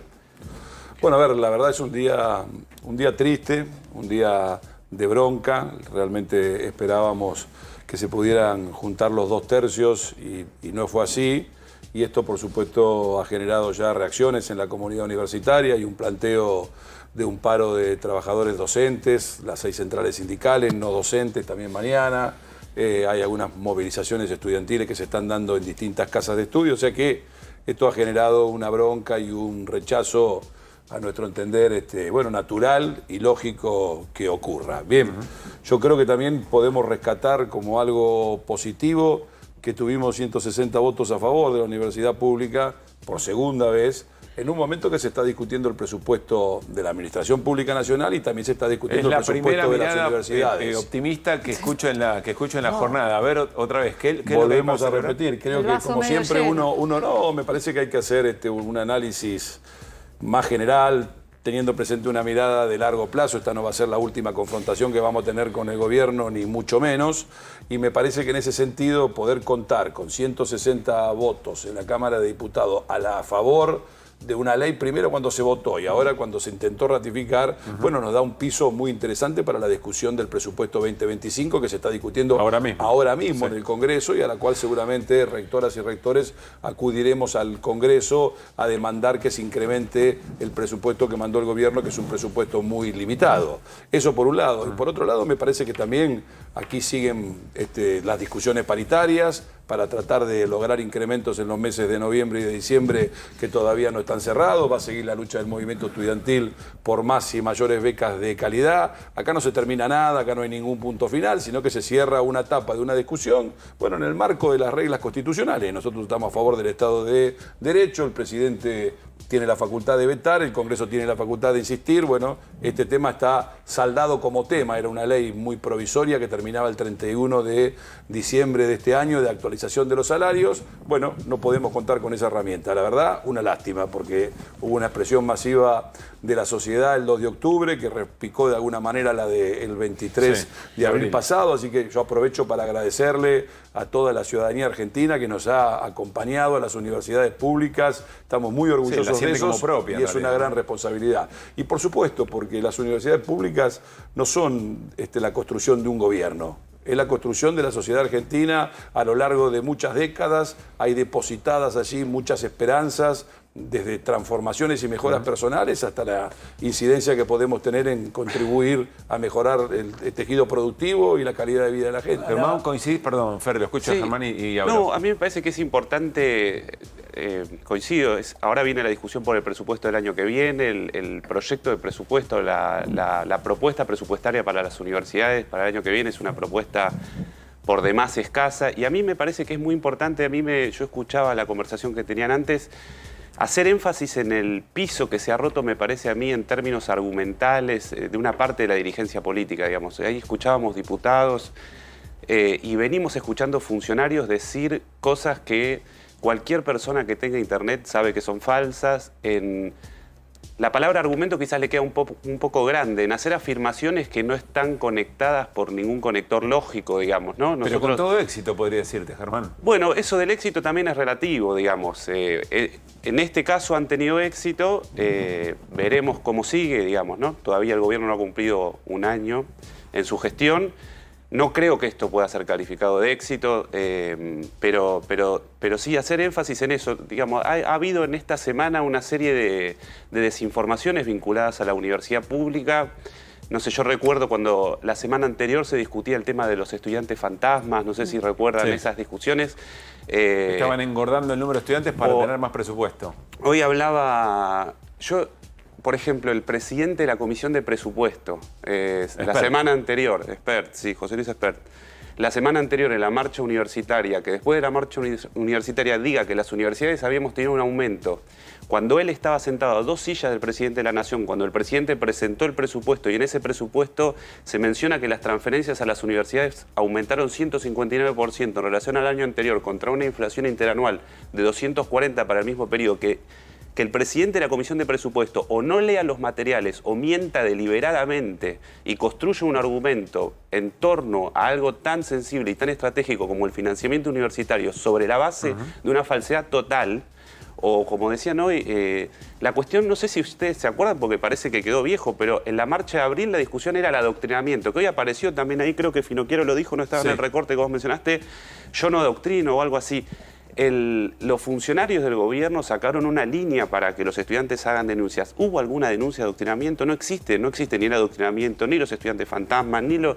Además, los estudiantes, si los hubieran, no tienen que ver con la discusión del presupuesto. El radicalismo habló sobre esto. Perdón, entonces hay un piso que se ha perforado, me parece a mí, por una parte de la dirigencia política, en términos de cómo plantean la discusión sobre algo tan sensible como el financiamiento de la educación. Entonces, porque trasciende la discusión, una discusión cualquiera. Es decir, si vos podés plantarte ante la sociedad en un debate tan importante, podés sostener argumentos falaces, o como decís, sentencias falaces y afirmaciones falsas. Y tener éxito, estamos en un problema realmente muy serio. ¿Cómo van a seguir funcionando? Ahí voy, Fer, ¿Cómo van a seguir funcionando? Porque te escucho a Alfredo decir, bueno, en realidad ya está, perdimos la discusión que yo ahora vamos a ver, pero ¿pueden seguir funcionando normalmente? Me imagino el conflicto con docentes y no docentes. Seguramente vamos a finalizar el año en un marco de medida de fuerza por parte de los trabajadores de la universidad si no se atienden algunos de sus reclamos de demanda salarial. Bueno, hubo una propuesta concreta para el mes de octubre, vamos a ver qué pasa en el resto de los meses, queda muy poco del año. Yo quiero rescatar acá que siempre hay un esfuerzo importante a pesar de la adversidad, a pesar de la pérdida del poder adquisitivo de los salarios por parte de los trabajadores docentes y no docentes, en continuar dando clase, en mantener la universidad abierta, en garantizar que los estudiantes tengan cierta normalidad en un contexto tan complejo. Así que, bueno, vamos a ver qué nos espera en los próximos meses, y yo quiero subrayar, bueno, lo que planteaba recién, que hay una campaña permanente de ataque y de desprestigio a las universidades que va cambiando el tema, pero que evidentemente se va planteando constantemente, este tema de las auditorías. ¿Quién le pide auditorías a otros sectores del Estado? Parece que el único sector del Estado que hay que auditar es las universidades. Además entiendo que estaban en el... Pero además eso perdón, es una burda mentira absoluta. Si el 90-95% del presupuesto son salarios y los salarios se informan mes a mes con CUIL, cuenta de depósito, nosotros pagamos cargas sobre eso a la FIP. ¿Qué auditoría es? Por eso digo, es una cosa que los funcionarios sostienen, que nunca presentan, y el gobierno tiene esa estrategia argumental, que argumental, repito, es subirle el precio a una serie de balbuceos sobre algunas cosas que buscan desprestigiar prácticamente todo y legitimar así una política de recorte, como decía ahí el diputado, una máquina de destrucción. Una cosa, digo, porque esto pasa en todo, si hay irregularidades con medicamentos oncológicos. Nunca conocemos esas irregularidades, pero lo que conocemos es que se recorta una política tan sensible como esa. Otra vez, las auditorías, repito, 90-95% son salarios que son informados todos los meses, con CUIL, con cuenta de depósito. Y entonces lo que hay es, este año vamos a terminar con 0,57 del PBI más o menos de presupuesto universitario, que es lo más bajo desde 2006, con un sistema universitario muchísimo más grande. Nosotros tenemos, lo último dato, el presupuesto más bajo en educación superior en América Latina, con la tasa de matriculación más alta de América Latina. Entonces, eso nosotros tenemos que discutir. El gobierno lo que hace es no discutir o hacer eso, balbucear. Nunca vi una dirigencia tan rudimentaria en términos argumentales. Fer e Irina. No, no, primero vos. ¿Cómo entienden ustedes este planteo que le escuchamos a Finocchiaro de que, bueno, que había que sostener el veto y ergo debilitar la universidad pública? Porque esto es lo atractivo para los mercados. Bueno, a ver, yo creo que hay un sector de la sociedad, o mejor dicho, un grupo ideológico que está expresado hoy en el gobierno, que no cree en la educación pública y que sabe que si la educación pública se puede mercantilizar, es decir, si se puede comprar y vender como cualquier bien en el mercado, es un negocio enorme. Ahora ese negocio no se puede realizar en Argentina porque de 2.700.000 estudiantes, 2.200.000 van a las universidades públicas y lo hacen de manera gratuita, eligiendo la carrera que quieren para su vocación. Es un sistema que abraza a toda la juventud y le da la oportunidad a muchas generaciones de tener una segunda oportunidad ingresando a la universidad. Entonces, evidentemente, para esa mirada, bueno, acá hay que hacer algo para dejar que el capital privado pueda entrar a la educación. Bueno, esto es una discusión que se da en toda la región. Nosotros estamos planteando con mucha claridad desde siempre que para nosotros la educación superior es un derecho, es un bien social, y en tan bien social tiene que ser garantizado por el Estado. Y es así como se ha venido realizando en Argentina en estos últimos 40 años y me parece que es un sistema exitoso. Fer. No, yo le pregunto, ¿no? Porque está esto de la política, se votó así, después cuentan cómo votó tal diputado, tal otro, pasa la próxima elección, la próxima vez que se vuelve a votar en el Congreso, ya se olvidó quién votó qué cosa. Yo lo que pregunto es esto, acá hay ataques de personajes que fueron muy taxativos a la hora de decir no me importa que destruyan la universidad y que pertenecieron y se formaron en la universidad. Entonces yo digo, las universidades, por ejemplo, en el caso de Luis Caputo de la UBA, Federico Sturzenegger de la Universidad de La Plata, Espert de la UBA, Finocchiaro en la UBA, digo, ¿no pueden declarar persona no grata que quede un cartelito en algún lado que recuerden y los familiares se avergüencen de la cuestión? Porque siempre hacen homenaje a los que hicieron algo a favor, pero los que hacen algo en contra, ¿no tendrían que destacarlo también? Bueno, a ver, no digo, acá no hay ideología, porque esto va contra la universidad. Yo lo estoy hablando con unos amigos el otro día. Yo lo que te quiero plantear es, a ver, cuando se denuncia a las universidades de adoctrinamiento con esa lista de funcionarios que vos acabas de decir, la verdad que si es por adoctrinamiento, se está laburando mal. A las pruebas nos pero acá sometemos. extremo, que lo digo. votarían de todos los partidos. Pero yo lo que eso, ¿no? creo es que la universidad es la casa de todos los pensamientos, Claro. la universidad es la casa de todas las ideas. Pero no de cerrar las universidades. Tiene que haber espacio para el pensamiento liberal, Si no te comes incluso al el caníbal, es la extremo. misma Claro, me parece a mí que tiene que... esto es yo no una, creo que eso. hay que tener un debate fuerte de ideas y nosotros estamos en condiciones de fundamentar por qué tiene que ser la universidad pública, por qué la educación superior es un derecho, por qué tiene que ser gratuita, porque todo lo que implica. Bueno, por supuesto, ellos tienen sus planteos y esto es una confrontación política y se trata de convencer a la sociedad. Digo, me parece a mí que pero si van a cerrar las universidades y usted no, dice, no las a mí van no a me importa cerrar que a las universidades. ellos podrían no se cerrarla. preocupen, Para que algunos no de las estos van a podrían cerrar. Espera, usted no lo escuchó, dijo, en mi época era otra cosa, estudiábamos bien. No, se lo Ahora escuché que dijo que la uva cuando él estaba era bárbara Hay que y ahora cerrar no. este kiosco. No, sí. Para cerrar, y sé que por ahí no es el momento, pero cuestiones, por ejemplo, que a veces se discuten sobre el tema de la universidad, arancelamiento para sectores que se pueda probar que tienen recursos, por ejemplo. Sí. Digo mecanismos que tengan que ver por ahí, porque evidentemente yo citaba hoy el caso de la cantidad de chicos que son primera generación universitaria. Posiblemente algunos van porque es prestigio, otro porque es lo que le queda más cerca, otro porque es lo que pueden hacer, en mi caso particular. Digo, ¿hay cosas para discutir de esa cuestión? Me parece que está buena tu pregunta. Yo te la escuché, te decía que soy un seguidor del podcast, te la escuché y es muy buena esa pregunta porque y es un argumento que nosotros tenemos que discutir. La gratuidad universitaria no es un asunto de quién la puede pagar y quién no. Acá lo que estamos discutiendo es la cuestión de la vida en común en la universidad pública. La sociedad hace un esfuerzo para tener la mayor cantidad de profesionales posible. Que la gratuidad tiene que ver no solo con que no la puedas pagar, sino que la sociedad toda pueda tener mañana el mayor número de profesionales, el mayor número de médicos, de médicas, de ingenieros, de ingenieras. Por eso que la cuestión me parece que la marcha universitaria toca una fibra sensible, porque no es solo de quienes habitamos la universidad, 2.200.000 estudiantes, 2 millones de estudiantes, 60.000 docentes, 200.000 docentes, autoridades. Aunque nunca hayas pasado por la universidad, algún día te vas a atender con una médica, vas a pasar por un puente que fue pensado por un ingeniero o una ingeniera que estudia en la universidad pública. Vas a sufrir a Caputo. Entonces, cuando el gobierno no solo que detona los salarios, que está por debajo de los gastos de funcionamiento, este año lleva invertido 0 en infraestructura universitaria, 0 en extensión universitaria, ha recortado la función de ciencia y técnica de la universidad.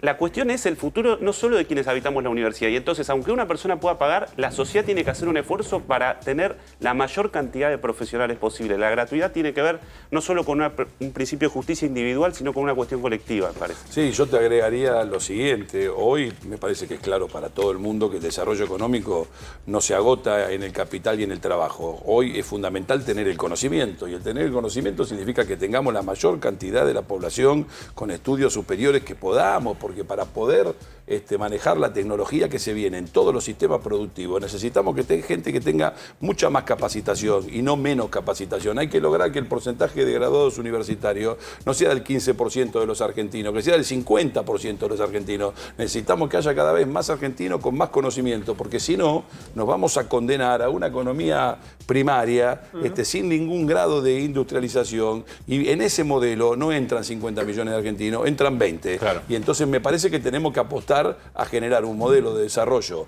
distinto, alternativo, y en eso la universidad y el sistema científico, tecnológico y de innovación tienen muchísimo que ver. Germán Serrano. Una sola cosa, sí, porque un argumento que se escuchó, que tampoco es un argumento, porque muchos dijeron, bueno, pero ¿cuántos se egresan? El problema de la tasa de egreso, ¿no? Entonces, obviamente que la solución al problema de la tasa de egreso no puede ser romper todo, ¿no? Está claro que no es un argumento y que es totalmente falaz. Yo lo que quiero dejar el dato ahí de vuelta contra el oscurantismo. Encuesta permanente de hogares. En los últimos 20 años, en el área metropolitana de Buenos Aires, se quintuplicó el número de egresados universitarios, con la construcción de universidades públicas. Argentina tiene menos universidades por habitante que Brasil, que México. Si les preocupa el egreso, construyan universidades, financien los dispositivos que tenemos las universidades con primera generación de universitarios para acompañar las trayectorias estudiantiles. No es desfinanciando que van a mejorar el egreso, es todo lo contrario. Entonces, agarremos los datos, agarremos la información que no muerde. Alfredo, Germán, gracias por haber venido. Gracias a ustedes gracias por la invitación. por reivindicar el argumento, que me parece, en función de lo que decía Germán, una cosa muy importante por estas horas. Nos vamos a ir a una pausa Una de las razones por las cuales algunos de los que acompañaron el veto dicen que el veto estaba bien era porque en realidad había que hacer todo lo contrario al kirchnerismo. Así que en un rato viene el senador Mariano Recalde. Le vamos a preguntar efectivamente si el kirchnerismo es responsable por el deterioro de la universidad pública, que fue otro de los argumentos, y qué piensa respecto de esta lógica al momento de tomar una posición en un debate tan importante. Conversamos con Jorge Giacobbe, con Claudio Jacqueline. Le quiero preguntar primero a Irina Hauser. Irina, ¿qué pasó en la represión en los alrededores del Congreso? ¿Hay personas detenidas? ¿Cuántas son? ¿En qué circunstancia? Hay heridos y hay detenidos. Fueron 7 los detenidos en un comienzo. Había un menor que fue liberado y quedaron 6 a disposición de la Fiscalía de Flagrancia de la Ciudad de Buenos Aires por resistencia a la autoridad, básicamente. Pero bueno, las últimas movilizaciones no habíamos contado tantos detenidos como esta vez y 16 heridos según los organismos de derechos humanos que suelen ir a monitorear qué pasa en las movilizaciones, ¿no?, con las fuerzas de seguridad. Estamos dejando de lado la ley base, digamos, ¿no? Sí, sí, por supuesto. Estoy hablando de las más recientes, sí, donde no hablamos de detenciones, pero hoy sí hubo detenidos, como te digo, este menor que fue detenido tiene 16 años y quedaron, sí, otras 6 personas a disposición de la Fiscalía, por lo menos por unas horas van a estar en esa situación. Claudio, Jorge, bienvenidos. Gracias. ¿Cómo andan? Gracias por estar. Gracias a vos. A ver, son dos aspectos de lo mismo, que es la relación del gobierno con la sociedad, pero Claudio, te quiero preguntar, ¿cómo ves al gobierno en la construcción política en este momento?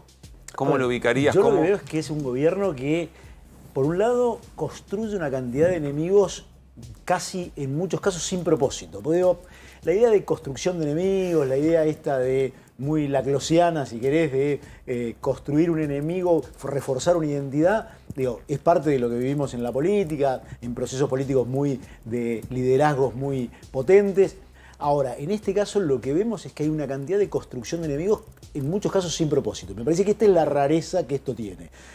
Pareciera al cabeza que a veces no hay estrategia, porque a muchos que podrían ser aliados o que podrían tener una visión bastante más cercana, los agrede. Sí. Y hay desde esa construcción una cosa rara. Después, lo que estamos viendo es que en esta construcción, por el otro lado, es una construcción muy centralizada, con una gestión que también es muy rara, donde lo que hay es esta búsqueda de la confrontación casi permanente como arraigo de esa nueva identidad que están construyendo, pero al mismo tiempo nos suma. Entonces, si uno mira lo que pasó en estos 10 meses, decís, ¿cuánto más grande es la Libertad Avanza de lo que era el 10 de diciembre? Y lo que vemos es que más allá de apoyo o imagen o adhesión a políticas, sí, lo que vemos es que no es más grande. Y de hecho, en esta construcción política, lo que vimos es en esta discusión por los vetos, tanto el de los jubilados como el del financiamiento universitario, en los dos casos le costó mucho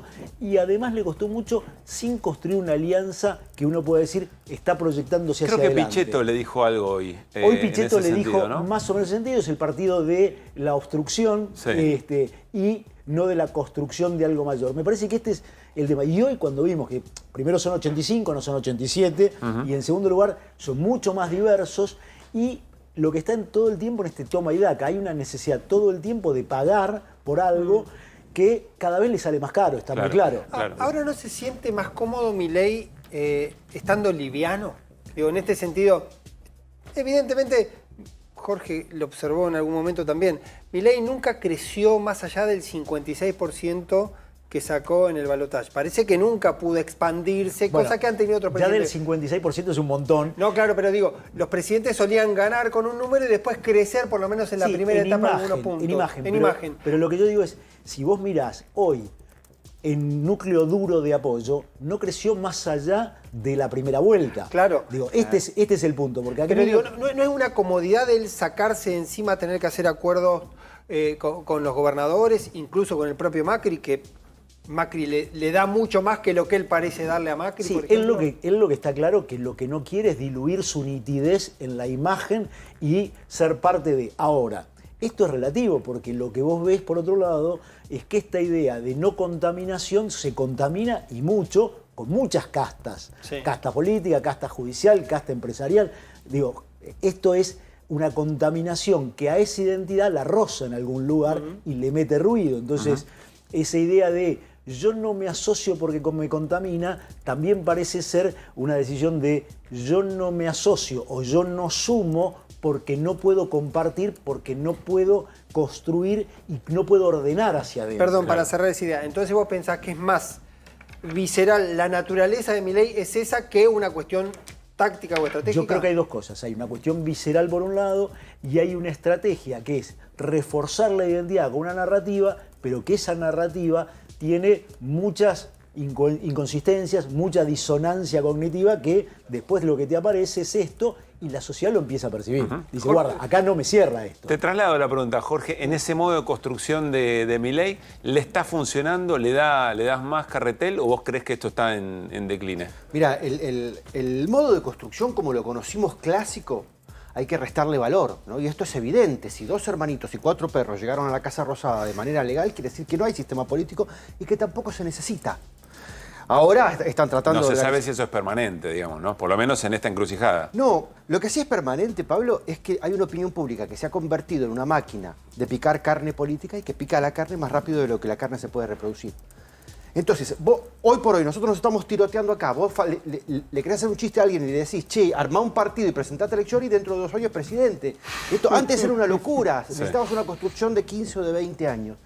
Muy bien, y esto me parece que va a seguir pasando. Ahora empiezan a organizar un partido, pero un poco por lo que decíamos antes, digamos, para pagar menos la idea de tener que comprar partidos provinciales, con plata, con diputados, con concejales y demás. Pero lo que se necesita hoy es opinión pública, Pablo. Es decir, a mi criterio, Milei no está sujeto a cuántos diputados, a cuántos senadores tiene, ni a cuántos gobernadores le van a una fiesta de cumpleaños cuando lo organiza. Está sujeto a dónde está la frontera de dolor tolerable de la gente. A medida de que le pide a la opinión pública un esfuerzo que es muy profundo y que es muy largo, las dos cuestiones son importantísimas para un cuadro de estrés, lo que va sucediendo es que pedacitos de la opinión pública van cruzando la línea de dolor tolerable y se empiezan a resquebrajar, se empieza a romper la ilusión y empieza a pasar lo que pasa siempre, que es que con pico mayor o menor de imagen positiva, después la curva es hacia el desgaste. Esto es lo que estamos viendo. Y es un desgaste. A ver, 2 cosas de pronto que mencionaba Pablo. Primero, ¿es una rareza o es un dato importante que no haya crecido más de lo que consiguió cuando lo votaron? Y eventualmente eso que se empieza a romper, ¿es muy rápido comparado con otros gobiernos? No, me parece que lo que está pasando es absolutamente natural. El pico que alcanzó en mayo es de 59 puntos de imagen positiva, muy poquito arriba del 55, ¿ok? Y después es todo para abajo. En los últimos 4 meses perdió 17 puntos de imagen positiva y todo responde a esto, a que hay gente cruzando la línea de frontera, la frontera de dolor tolerable, por más que se haya entusiasmado con querer llegar hasta el final. Pensaba en 2 cuestiones que no sé si lo gustó o lo dijo Cero hoy. Si hay 2 temas que uno piensa que son sensibles para un gobierno, son universidad pública y jubilados. En los 2 temas, posiblemente los infantes y la pobreza sean todavía más sensibles, pero son 2 temas medulares muy fuertes que abarcan a mucha gente y sin embargo se animó Milei a ir con vetos sobre esos 2 sectores. Sí, y está metiendo los dedos en un montón de enchufes y todos tienen diferente voltaje. Después analizamos tema por tema, pero yo digo lo siguiente.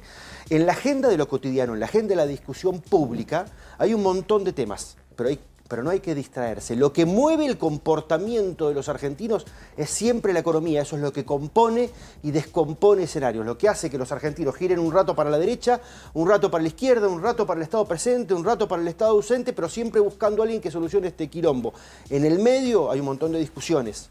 Pero insisto y remarco, son de segundo orden. Favorezcan o no favorezcan al presidente. ¿Universidad y jubilados te parecen de segundo orden? Absolutamente. ¿No? Sí, pero yo ahí te agregaría algo. A ver, Claudio. Si lo que ves es que los sectores donde empieza a descomponerse apoyos que tuvo, que son mayores de 50, por ejemplo, lo que empezás a ver es que ahí hay una luz de alarma, porque está tocando. Y cuando ves que a los jóvenes de las clases más bajas también, que se sumaron y que fueron votos que perdió el peronismo, empiezan a tener una fisura, lo que Pero estás además- viendo es que hay dos sectores que empiezan a ser sensibles a estos estímulos. Pero además Entonces, está hablando me de lo que él está hablando. Digo, a la vez se está refiriendo a lo mismo. Vos estás hablando de la economía, pero si estás hablando de la economía y los jubilados y hay 5 En el millones caso- que sí, cobran sí, la sí. mínima, es economía Sí. directa, le está sacando la Absolutamente, plata. Y en el caso de los 2 millones de chicos que dejan de estudiar, le está sacando la plata. Digamos, en el fondo estás hablando de economía. Está bien, pero en los jubilados duele más porque vos tenés un jubilado Sí, dentro sí. de tu casa. Sí, eso ¿no? seguro. Bueno, muy bien. paradójicamente no. No, él dice Por que eso sí. digo que es, a ver, quiero decir que es un tema hipersensible. No sé si hay otros en el menú que puedan ser tan sensibles a la sensación pública, simbólicamente. Bueno, El lo trabajo.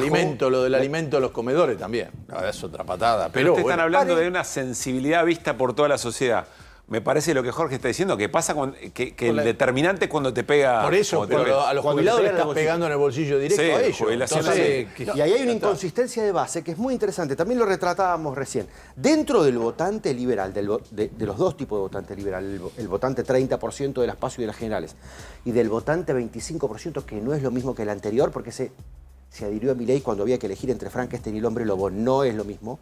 Pero dentro de los dos hay niveles de inconsistencia, que no es lo mismo que el anterior, porque se adhirió a Milei cuando había que elegir entre Frankenstein y el hombre lobo, no es lo mismo. Pero dentro de los dos hay niveles de inconsistencia, de incoherencias y de inmadurez que son muy grandes. Mirá, 1 año y medio antes de la elección yo publiqué datos que me indicaban que el 71% de la gente quería girar a la derecha y a la centro derecha. Estaba clarísimo. 1 año y medio antes de la elección. Y 65% quería un Estado más chico. Estaba claro para dónde era el volantazo, amén de que la discusión de quién lo iba a conducir era de segundo orden. La gente quería un genérico y después vamos a ver qué producto lo iba a... Bueno, ahora, esa misma Era gente... la demanda, no la oferta. Esa misma gente que decía, vamos hacia la derecha y hacia Estados más chicos, también te decía, che, ¿querés pagar más impuestos? Ni en pedo. Che, ¿querés jubilarte a los 70 en vez de a los 60 y a los 65 porque el sistema previsional está diseñado para la época de Bismarck? De ninguna manera. Che, los 4 millones de jubilados que se jubilaron sin hacer aporte, ¿los volteamos? De ninguna manera. Y aerolíneas del Estado. Y YPF del Estado. Entonces, lo que creemos que es liberalismo, lo que Milei cree que es público liberal, en realidad no es liberal. Interesante. Ahí vamos a ver algunos datos que reflejan esto que dice Jorge. Te quiero preguntar, Claudio, ¿qué ves en la relación Milei-Macri? Yo lo que veo es un problema de doble orden. Por un lado, Milei necesita sostenerlo adentro porque es ese votante que se sumó, el del 25-26%. Claramente necesita sostenerlo. Por el lado, pero ahora lo quiere pagar poco. ¿Por qué? Porque ya sumó un montón, porque le rompió el partido y porque además le afectó la identidad a Macri. Y este me parece que es el problema de Macri. Macri tiene un problema hoy de quién es Macri, qué es el pro de Macri hoy.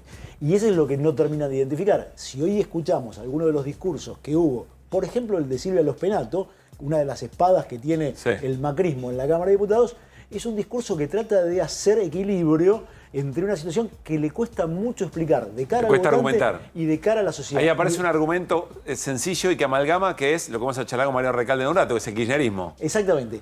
Y de hecho el documento que emite el PRO para decir que sostenía el veto es un documento, primero que es larguísimo en tiempos donde cada vez nadie lee menos, y sobre todo es un documento que la gente dice, pero estos tipos ¿con quién están? Claro. ¿De qué lado están? ¿Qué defienden? ¿La universidad o defienden a Milei?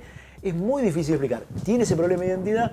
Yo creo que hay un problema de error de diagnóstico que tiene hoy el macrismo, porque guarda que mucho del votante que está haciendo fugas de Milei es votante macrista. Y en muchos casos... Bueno, el votante de mayor edad es un votante que viene del PRO de Patricia. Entonces, ese votante... Pero ¿de dónde se va? ¿Se no va de se los va dos? a ningún lado. Hoy no se va a ningún lado. Hoy lo que tenés es ese votante que empieza a conformar un núcleo gaseoso que está buscando qué lo representa. Algunas cosas de Milei o la orientación del gobierno sí lo satisfacen. Las formas o algunas medidas puntuales lo espantan. Y este me parece Además, que es el hay un problema. sector medio que vender dólares a 1.180 pesos, Por le dice, supuesto. flaco, me estás matando. Por supuesto, y ese sector medio es un sector que está muy incómodo y que tiene que ver con lo que dice bien Jorge, que es cuánto tiempo se te prolonga, y acá es un tema que tiene que ver con el cálculo del gobierno. El gobierno esperaba, para esta altura, no tener que llegar a esta situación con la universidad, porque lo que esperaba era una recuperación de la economía que fuera mucho más potente. Y ahora sigue dando fierrazos porque no puede pagar. Este es un punto donde hoy está tensionando entre las necesidades que no pudo satisfacer y la situación que cada vez se le prolonga más en el tiempo y le da más inconsistencia. Jorge, hicimos todo un desfile de unas placas de Jorge, no va a salir ninguna. Para lo que ibas a decir a continuación, elegí alguna de las placas. No, pero déjame decir esto, mira. Dale. O hacé lo que quieras. Hago lo que quiero como siempre. Hay ex votantes Juntos por el Cambio que sobreimprimió la figura de Macri con la figura de Milei. Es difícil pensar. ¿Hoy se están incomodando? Sí. ¿Se están yendo? Todavía no. Por eso yo digo que hay una retracción en el entusiasmo inicial, todavía no un derrumbe. Ahora, pensar que van a volver a Macri me parece que es ingenuo. Lo que necesita Milei es que no aparezca algo nuevo, no que la gente se vaya con lo viejo, porque eso no va a pasar. Macri es como una máquina Remington. Milei tiene que generar su propia novedad. Sí, y que no venga por afuera. No, el temor es que no le aparezca algo nuevo, no algo viejo. En la medida que sean Cristina y Macri las ofertas, pero creo que tampoco sigue lo puede siendo hacer. la novedad. Creo que tampoco lo puede hacer por razones de estructura psicopatológica, digamos. No puede dejar nacer lo nuevo. Ahora, Macri, en términos funcionales, es una máquina Remington. No es que no anda, es que fue reemplazado por tecnología posterior. Y esa es la crisis de identidad que tiene. Hay dos PRO, Pablo. Un PRO que tiene diputados, que tiene senadores, que tiene gobernadores y que tiene intendentes. Eso tiene un peso, sobre todo para la dinámica de Milei de hoy. Sí, pero el liderazgo de Macri está más golpeado. Pero mide 6%. Entonces, en términos de opinión pública, vales 2 mangos. En términos de sistema político, vales algo. Este es el conflicto que tiene. No sabe dónde pararse porque no hay lugar en la cancha. Me queda una con Jacqueline, que vos dijiste que está buscando enemigos, incluso aquellos enemigos que no le dan ningún tipo de rédito. Me gustaría que puntualices 2 o 3 que entendés que hay ahí. Lo que estamos viendo claramente es, por un lado, sectores del periodismo, sectores de la sociedad que podrían estar más cerca y hoy los hostiga de una manera que vos decís, bueno, ¿para qué? ¿Separan las Naciones Unidas? ¿Sabés por qué? ¿Tenés un para qué? ¿Adivinás un para qué? Creo que hay una cosa muy simple. Hoy sí es cierto que vos tenés que la política se reduce a los sectores duros. La política es política que solo contiene a los sectores duros y cristaliza eso. Él lo busca, claramente. El discurso de Naciones Unidas es eso. Ahora, esto tiene consecuencias, que esta es la segunda parte. ¿Cuáles son las consecuencias? Hay consecuencias que no son deseadas. Y en esas consecuencias no deseadas empezás a desgranar gente que se te empieza a caer, que se incomoda, que está en situación, o terminás explicando cosas que son inconsistentes. Cuando vos vas a Naciones Unidas, te quedás del lado de Irán, de Rusia, de Botswana, y después, por el otro lado, decís, yo tengo una alineación estratégica con Estados Unidos, y al mismo tiempo digo, che, China no es un mal socio, porque no me pide nada, que es como decir, porque Estados Unidos me lo está pidiendo, empezás a generar muchas disonancias que tienen efectos concretos. ¿Y por qué lo hace la pregunta de Pablo? Yo creo que es porque él le habla a su núcleo duro, porque hay aparte una caracterización propia, porque él tiene además, por otro lado, porque se equivoca también, un desprecio por la política, claramente, pero hay un hablarle a lo que él considera su núcleo duro y lo consolida. Es verdad. Ahora, esto es riesgoso. El acto de Parque Lezama te muestra eso. ¿Cuánto representa el acto de Parque Lezama? Muy poquito. Entonces, esa gente estaba como enloquecida, fanáticos. Ahora, eso después tiene que trasladarlo a gobernar. Y gobernás con elecciones que te dan... Digo, si el año que viene tenemos una elección donde el gobierno saca 40 puntos, puede ser una muy buena elección. Si saca 30 y tenés un margen de 10, que es poquito, es una muy mala elección. Claro. Y si en el medio se te meten estos 6 puntos de los que habla Jorge, es un problemón. Entonces, en estas construcciones no es menor que cuando vos solo te reducís a tu núcleo duro, podés tener un problema, sobre todo cuando tenés un problema de comprensión del sistema institucional. Milei tiene un estado de excepción de la opinión pública, que lo lleva hasta acá, pero un estado de normalidad institucional. Y eso le cuesta mucho administrarlo. Jorge, como consultor, dame un consejo para Milei, un consejo para Macri, un consejo para el peronismo. Mira, el consejo para Milei es que si va a intervenir produciendo dolor, que no lo llore. No puedes ser un traumatólogo o un kinesiólogo y andar quejándote de que tu tarea es impopular. O haces una cosa o haces la otra. Tenemos dos Milei, Pablo. Tenemos el Milei que dice, yo vengo a hacer una tarea y no me importa la opinión pública, lo ha dicho varias veces. Cuando convocó a los gobernadores al Pacto de Mayo lo dijo. Y tenés un Milei de Parque Lezama que llora las críticas y le duelen. Una de dos, macho. Al peronismo yo le diría que cierren la puerta, le den un besito a la sociedad y le agradezcan por lo que pasó hasta ahora. Punto. y faltaba uno. ¿A quién? A Macri. Ya lo dijiste hoy. Igual Macri ya lo dijo. Ahora, perdón, Macri, No, ahora en serio, Macri todos terminó definiendo la votación de hoy con su bajada de línea. Sí, por eso la importancia de Macri en el sistema político hoy, no en términos de opinión pública. Claro. Ahora, en serio, me parece que todos tienen que apostar a la construcción de futuro, Pablo. Tanto Milei hacia adentro, tanto Macri hacia adentro como Cristina hacia adentro, todos están obturando el crecimiento de las segundas líneas y las terceras líneas, que son las generaciones que necesitamos para el diálogo del futuro. Los que piensan que el Estado es chico o los que piensan que el Estado tiene que ser grande. No importa, pero todos tendrían que dejar que los hijos le falten el respeto a los padres y que finalmente los maten, lo digo simbólicamente. Y los hijos tienen que animarse a faltarle el respeto a los padres. Por eso. Que este es un problema que tienen muchos hijos. Todos los sistemas políticos de la Argentina vivos hoy tienen unas segundas líneas y unas terceras líneas que son unas mangas de cagones que no se animan a desafiar lo que está arriba. Generación de cristal. Sí. Jorge, Claudio, muchas gracias por haber venido. Gracias a vos. Nos vamos a ir a la pausa. Muy bien, ya está Mariano Recalde, senador nacional del Interbloque Unión por la Patria. ¿Cómo te va, Mariano? Gracias por estar acá. No, ¿qué tal? Buenas noches. Gracias por supuesto, la invitación. vamos a hablar de todos los temas del día y sobre todo lo que pasó en el Congreso. Pasaron otras cosas vinculadas que quizá nos ponen en el momento político y social de la Argentina. Está resumida en las voces del día. Escuchen. No es la guita. Creo que tenemos ya que aclarar y me parece que ya el panorama lo muestra. No es el 0,14 del PBI famoso, porque mirá de lo que estamos hablando. Es ideológico. Esta reunión tiene un solo objetivo, que es dejarle en claro a los legisladores, a los diputados y diputadas, que el día de mañana, a los que no voten, que los consideramos traidores a un pueblo. Este chico no sabe lo que es una universidad pública, fue a colegio privado, estudió en una universidad privada. Pero vos pensás que yo tengo una bisabuela que fue maestra cuyo título se lo dio Sarmiento. Entonces a mí estos desclasados me ponen muy nerviosa. Ustedes pueden protestar como corresponde. Tengan la plena seguridad de dar todo lo que puedan. El gobierno para los 360.000 pampeanos. La sábana corta estamos en eso. Hay otro lugar también donde reclamó y yo doy el primero. Yo me estoy peleando con el gobierno nacional porque están quedando con la plata de todo lo que estamos. A Fernanda Miño nunca le pudieron encontrar nada, entonces ahora le inventaron que ella, que es la gran bandida del mundo, se robó una moto. ¿Saben por lo que es este allanamiento? Por el robo de una moto. ¿Se piensan que nosotros somos boludos? Y que vamos a creer que tan diligentes son los fiscales que por el robo de una moto van a hacer un allanamiento a las 10:30 de la noche. Si en el medio consideramos que es un mero eufemismo para defender los curros de 3, 4 delincuentes que utilizan una causa noble y la prostituyen para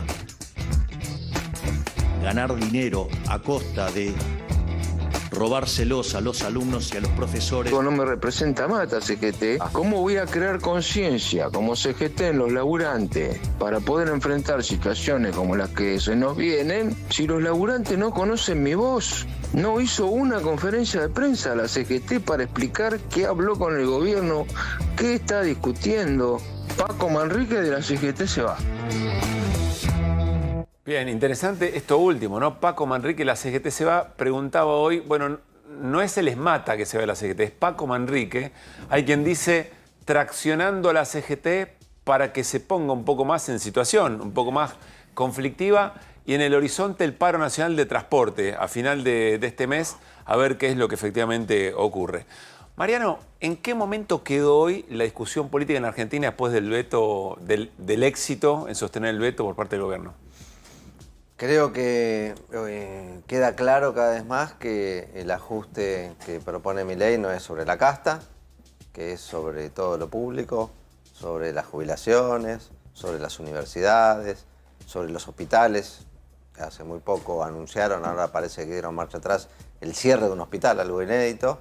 Y me parece que en la sociedad esto se está empezando a notar, que hay un pueblo que poco a poco va despertando y va desconfiando de esa apuesta que hizo por algo nuevo, por algo novedoso. ¿Y por qué no se expresa que parecía que era distinto y es más de lo mismo que vivimos en los 90, que vivimos con De la Rúa? ¿Por qué no se expresa en manos alzadas en el Congreso eso? Bueno, yo creo que se expresó con manos alzadas. Casi el 66% de los diputados se expresaron en contra del veto.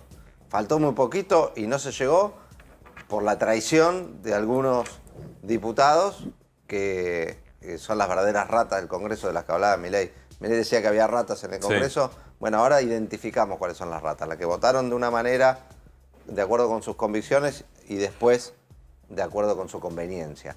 Así que... Para vos son ratas. Son ratas, son traidores a la voluntad popular, al voto que los puso en ese lugar y que la verdad merecerían, en el caso de los que integran nuestro partido, ser expulsados de nuestro partido. ¿Vas a proponerlo? Lo venimos hablando y cuando tengamos la oportunidad, estamos en un proceso justo de renovación de autoridades del partido, así que seguramente la impronta de la nueva gestión, de la nueva conducción del Partido Justicialista tiene que ordenar estas cosas también. Aplicar sanciones a los que votan. Ordenar cuál es la posición del partido con claridad. Que la gente tenga certeza qué representa el peronismo y qué no. Y el que se corre del peronismo, como pasó hoy con diputados de Catamarca y de Tucumán. Sí. En esos casos que habría una sanción... Partidaria como mínimo. Esa es una de las medidas que eventualmente, si Cristina fuese presidenta... No, es algo que yo propongo y me gustaría que con la nueva conducción, y creo que lo que sí Cristina garantiza o es la persona que más puede empujar el ordenamiento y el enderezamiento y la claridad de qué representa el peronismo.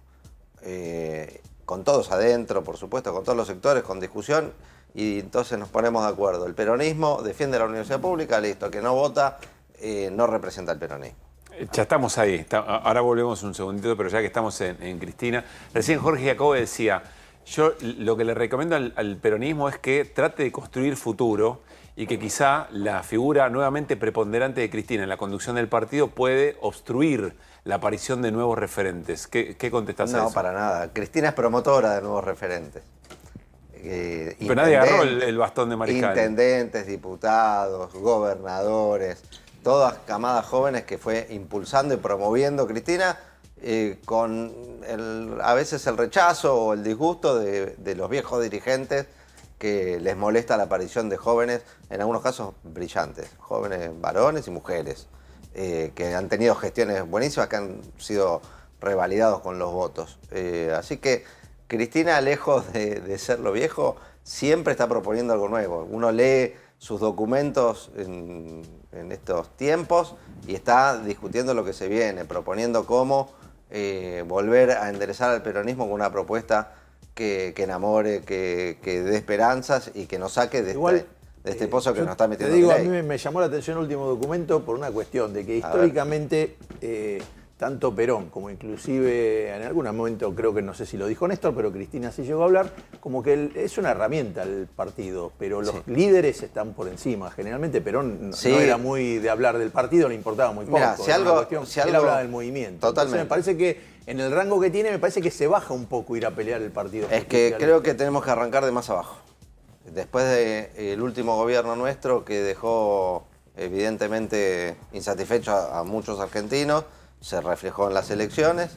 Es momento de, primero, enderezar el peronismo y a partir de ahí ir convocando y construyendo con amplitud, como lo hizo siempre el peronismo, además, ¿no? Sí, sí. Obviamente, Cristina se pone en el lugar de una responsabilidad, un compromiso que no tenía por qué, ni le genera ningún beneficio a ella desde el punto de vista individual. Creo que es un sacrificio que hace para reordenar al peronismo y que de cara al 2027 tenga una propuesta fresca, nueva y que vuelva a enamorar. ¿Sin ella siendo candidata, decís vos? No necesariamente con ella siendo candidata, no está en discusión ahora los nombres. Hoy lo que tenemos que discutir es cómo enderezamos al peronismo que se torció, a la luz de que lo dejó de representar a los trabajadores, que tuvo durante su gobierno un montón de virtudes, pero por ejemplo no pudo resolver el problema de los ingresos, que hay trabajadores en blanco que no superaban la línea de la pobreza.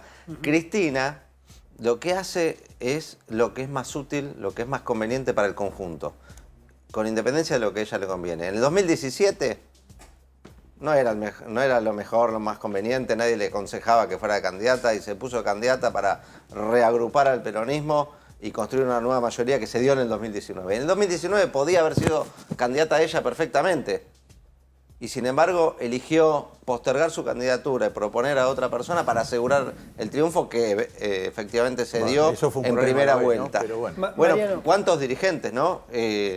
Ceden un lugar que se lo tienen ganado y merecido porque era la que más representaba dentro del peronismo después de las elecciones de 2017 y sin embargo se corrió. Se corrió porque pensó que era lo mejor. Sí, especulando que era lo mejor para... incluso electoralmente podía ser más Ahora, beneficioso. perdón, yo vuelvo un poco... Ahora, déjame cerrar una cosa con el tema del peronismo. Perdón, Iri. Sí, cómo no. Pero nos vamos a ir para otro lado.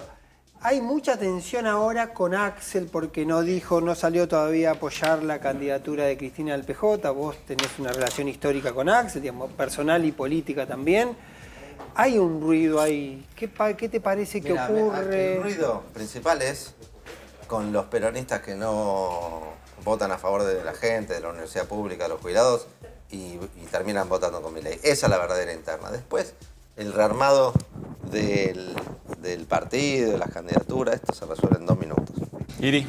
Sí, yo me quedo con la foto de hoy y la sensación que tengo es que Milei su batalla cultural la está ganando. ¿Vos con qué sensación estás? No estoy de acuerdo. ¿Por qué? Está dando una batalla cultural... Pero está logrando todas medidas inequitativas. ¿Qué es la batalla cultural? Sí, pero no las acepta la gente. Es reventar la equidad, ¿no? Básicamente, en un montón de planos. Es reventar la equidad y que la gente lo acepte. Yo creo que no está logrando que la gente lo acepte. Bueno, el Congreso representa al pueblo, que yo sepa. Sí, y el 65, casi los 2/3 no se llegó por un par de traidores nomás. Bueno, está bien, pero tenemos el veto confirmado. Pero es mayoritaria. No se gana siempre así. Es mayoritaria la representación que estaba por sostener el presupuesto universitario que por bancar el veto de Milei. Apenas superaron 1/3. No está ganando la batalla cultural. La está dando... Y me parece que con las medidas que toma la va perdiendo. Pues sí, tener un triunfo cultural sería que estas medidas no tengan la reacción que está, el rechazo que está teniendo de la imagen, no está actualmente. cayendo la imagen por estas medidas de él. Está acompañando. Gana la batalla cultural cuando argentinos y argentinas dicen estoy pagando muy barata la luz y está bien que me la aumenten. O cuando dicen... No, hay algunos que dicen. Bueno, sí, por eso digo. Esperemos, por ese lado estamos perdiendo la batalla cultural. Cuando no cuestionan los privilegios de los verdaderos privilegiados y se sienten ellos culpables por tener un subsidio en el transporte o en los servicios públicos. O piensan que el problema de su vida económica es el vecino que cobra un plan o la persona que jubilaron después de haber trabajado años y sin tener todo aportes. eso es territorio en disputa. Exactamente. Ahí tenemos que seguir dando la batalla cultural. En estas cosas me parece que no logra avanzar ni un centímetro Milei. Hoy Martín Lustó decía hace un rato, en realidad el mensaje de hoy respecto de la universidad no tiene que ver ni con los curros, no tiene que ver con los salarios, tiene que ver con un mensaje del gobierno que puede decir, mirá, la minoría que tengo en representación en el Congreso, hablándole a los mercados, ¿no? Miren cómo puedo avanzar aún teniendo a todo este sector de la política en contra. Y que ese es el verdadero mensaje. ¿Qué pensás? Hay algo de eso, pero me parece que Milei tiene un posicionamiento ideológico que sí lo quiere mostrar a los mercados. Finocchiaro lo dijo abiertamente, ¿no? Es un mensaje a los mercados que... Es una posición ideológica que no se condice con la realidad, las necesidades de la Argentina. Y le pasa con todo, le pasa con aerolíneas argentinas, con los hospitales, con las jubilaciones, con la universidad pública, con YPF. Todo con YPF.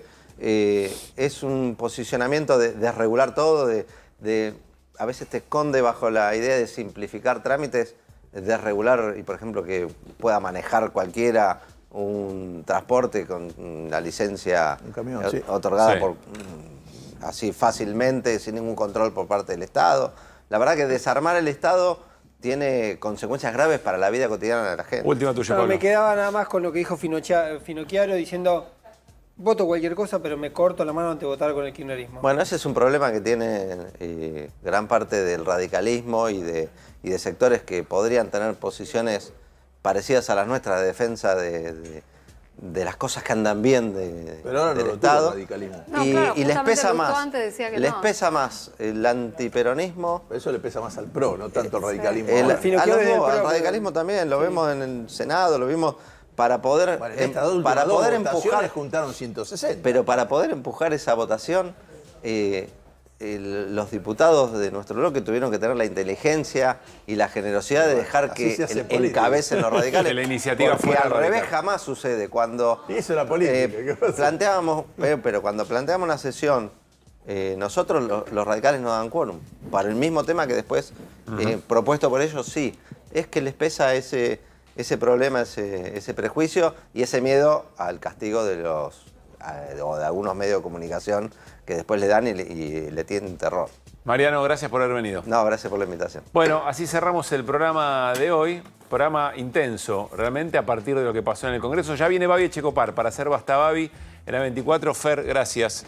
Pablito, lo mismo. Iri, hasta mañana. Nos vamos con día especial. Así como llegamos, las voces del Congreso, que terminaron confirmando el veto de Javier Milei, pero que dejaron una ida y vuelta sumamente interesante. Aquí los apuntes y las ideas más importantes. Hasta mañana.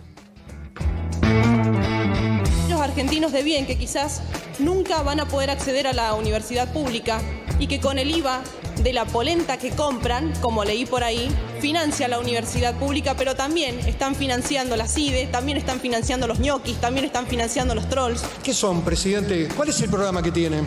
Es un barco sin luces en el mar, un tren que no llega a ninguna estación, una sociedad anónima de destrucción masiva de lo poco que nos queda de un cierto nivel de bienestar en el Estado argentino. Si alguno tiene la fantasía de que va a privatizar la universidad, les voy a decir hoy y va a quedar grabado. No van a contar con un solo voto de este bloque del PRO. La única manera de reducir la pobreza, de lograr el desarrollo equitativo en la Argentina es invirtiendo en la gente, en la verdadera riqueza de la nación, nuestro cerebro. ¿Cómo apareció la plata en el día de ayer para tratar de sumar mayor cantidad de diputados para impedir hoy que tengamos los 2/3? Había plata.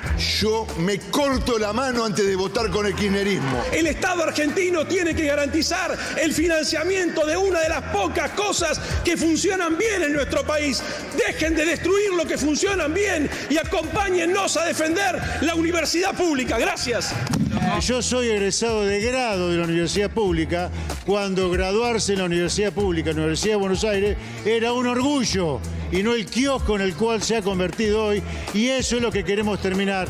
Por eso vetar esta ley es la obligación de un buen argentino. Y hemos usado hasta el último de los esfuerzos para llevar la totalidad de los votos y evitar, señor presidente, que este veto, que como bien dijo el diputado Pichetto, lejos está de ser de un triunfo, no prospere, señor presidente. No tenemos que sentir hijos de los que hicieron definitivamente gratuita la universidad pública en la Argentina, de los que crearon la Universidad Obrera Argentina, de los que estuvieron la noche de los bastones largos sufriendo la represión de Onganía, de los compañeros y compañeras desaparecidos y detenidos y torturados por defender la universidad pública en la Argentina.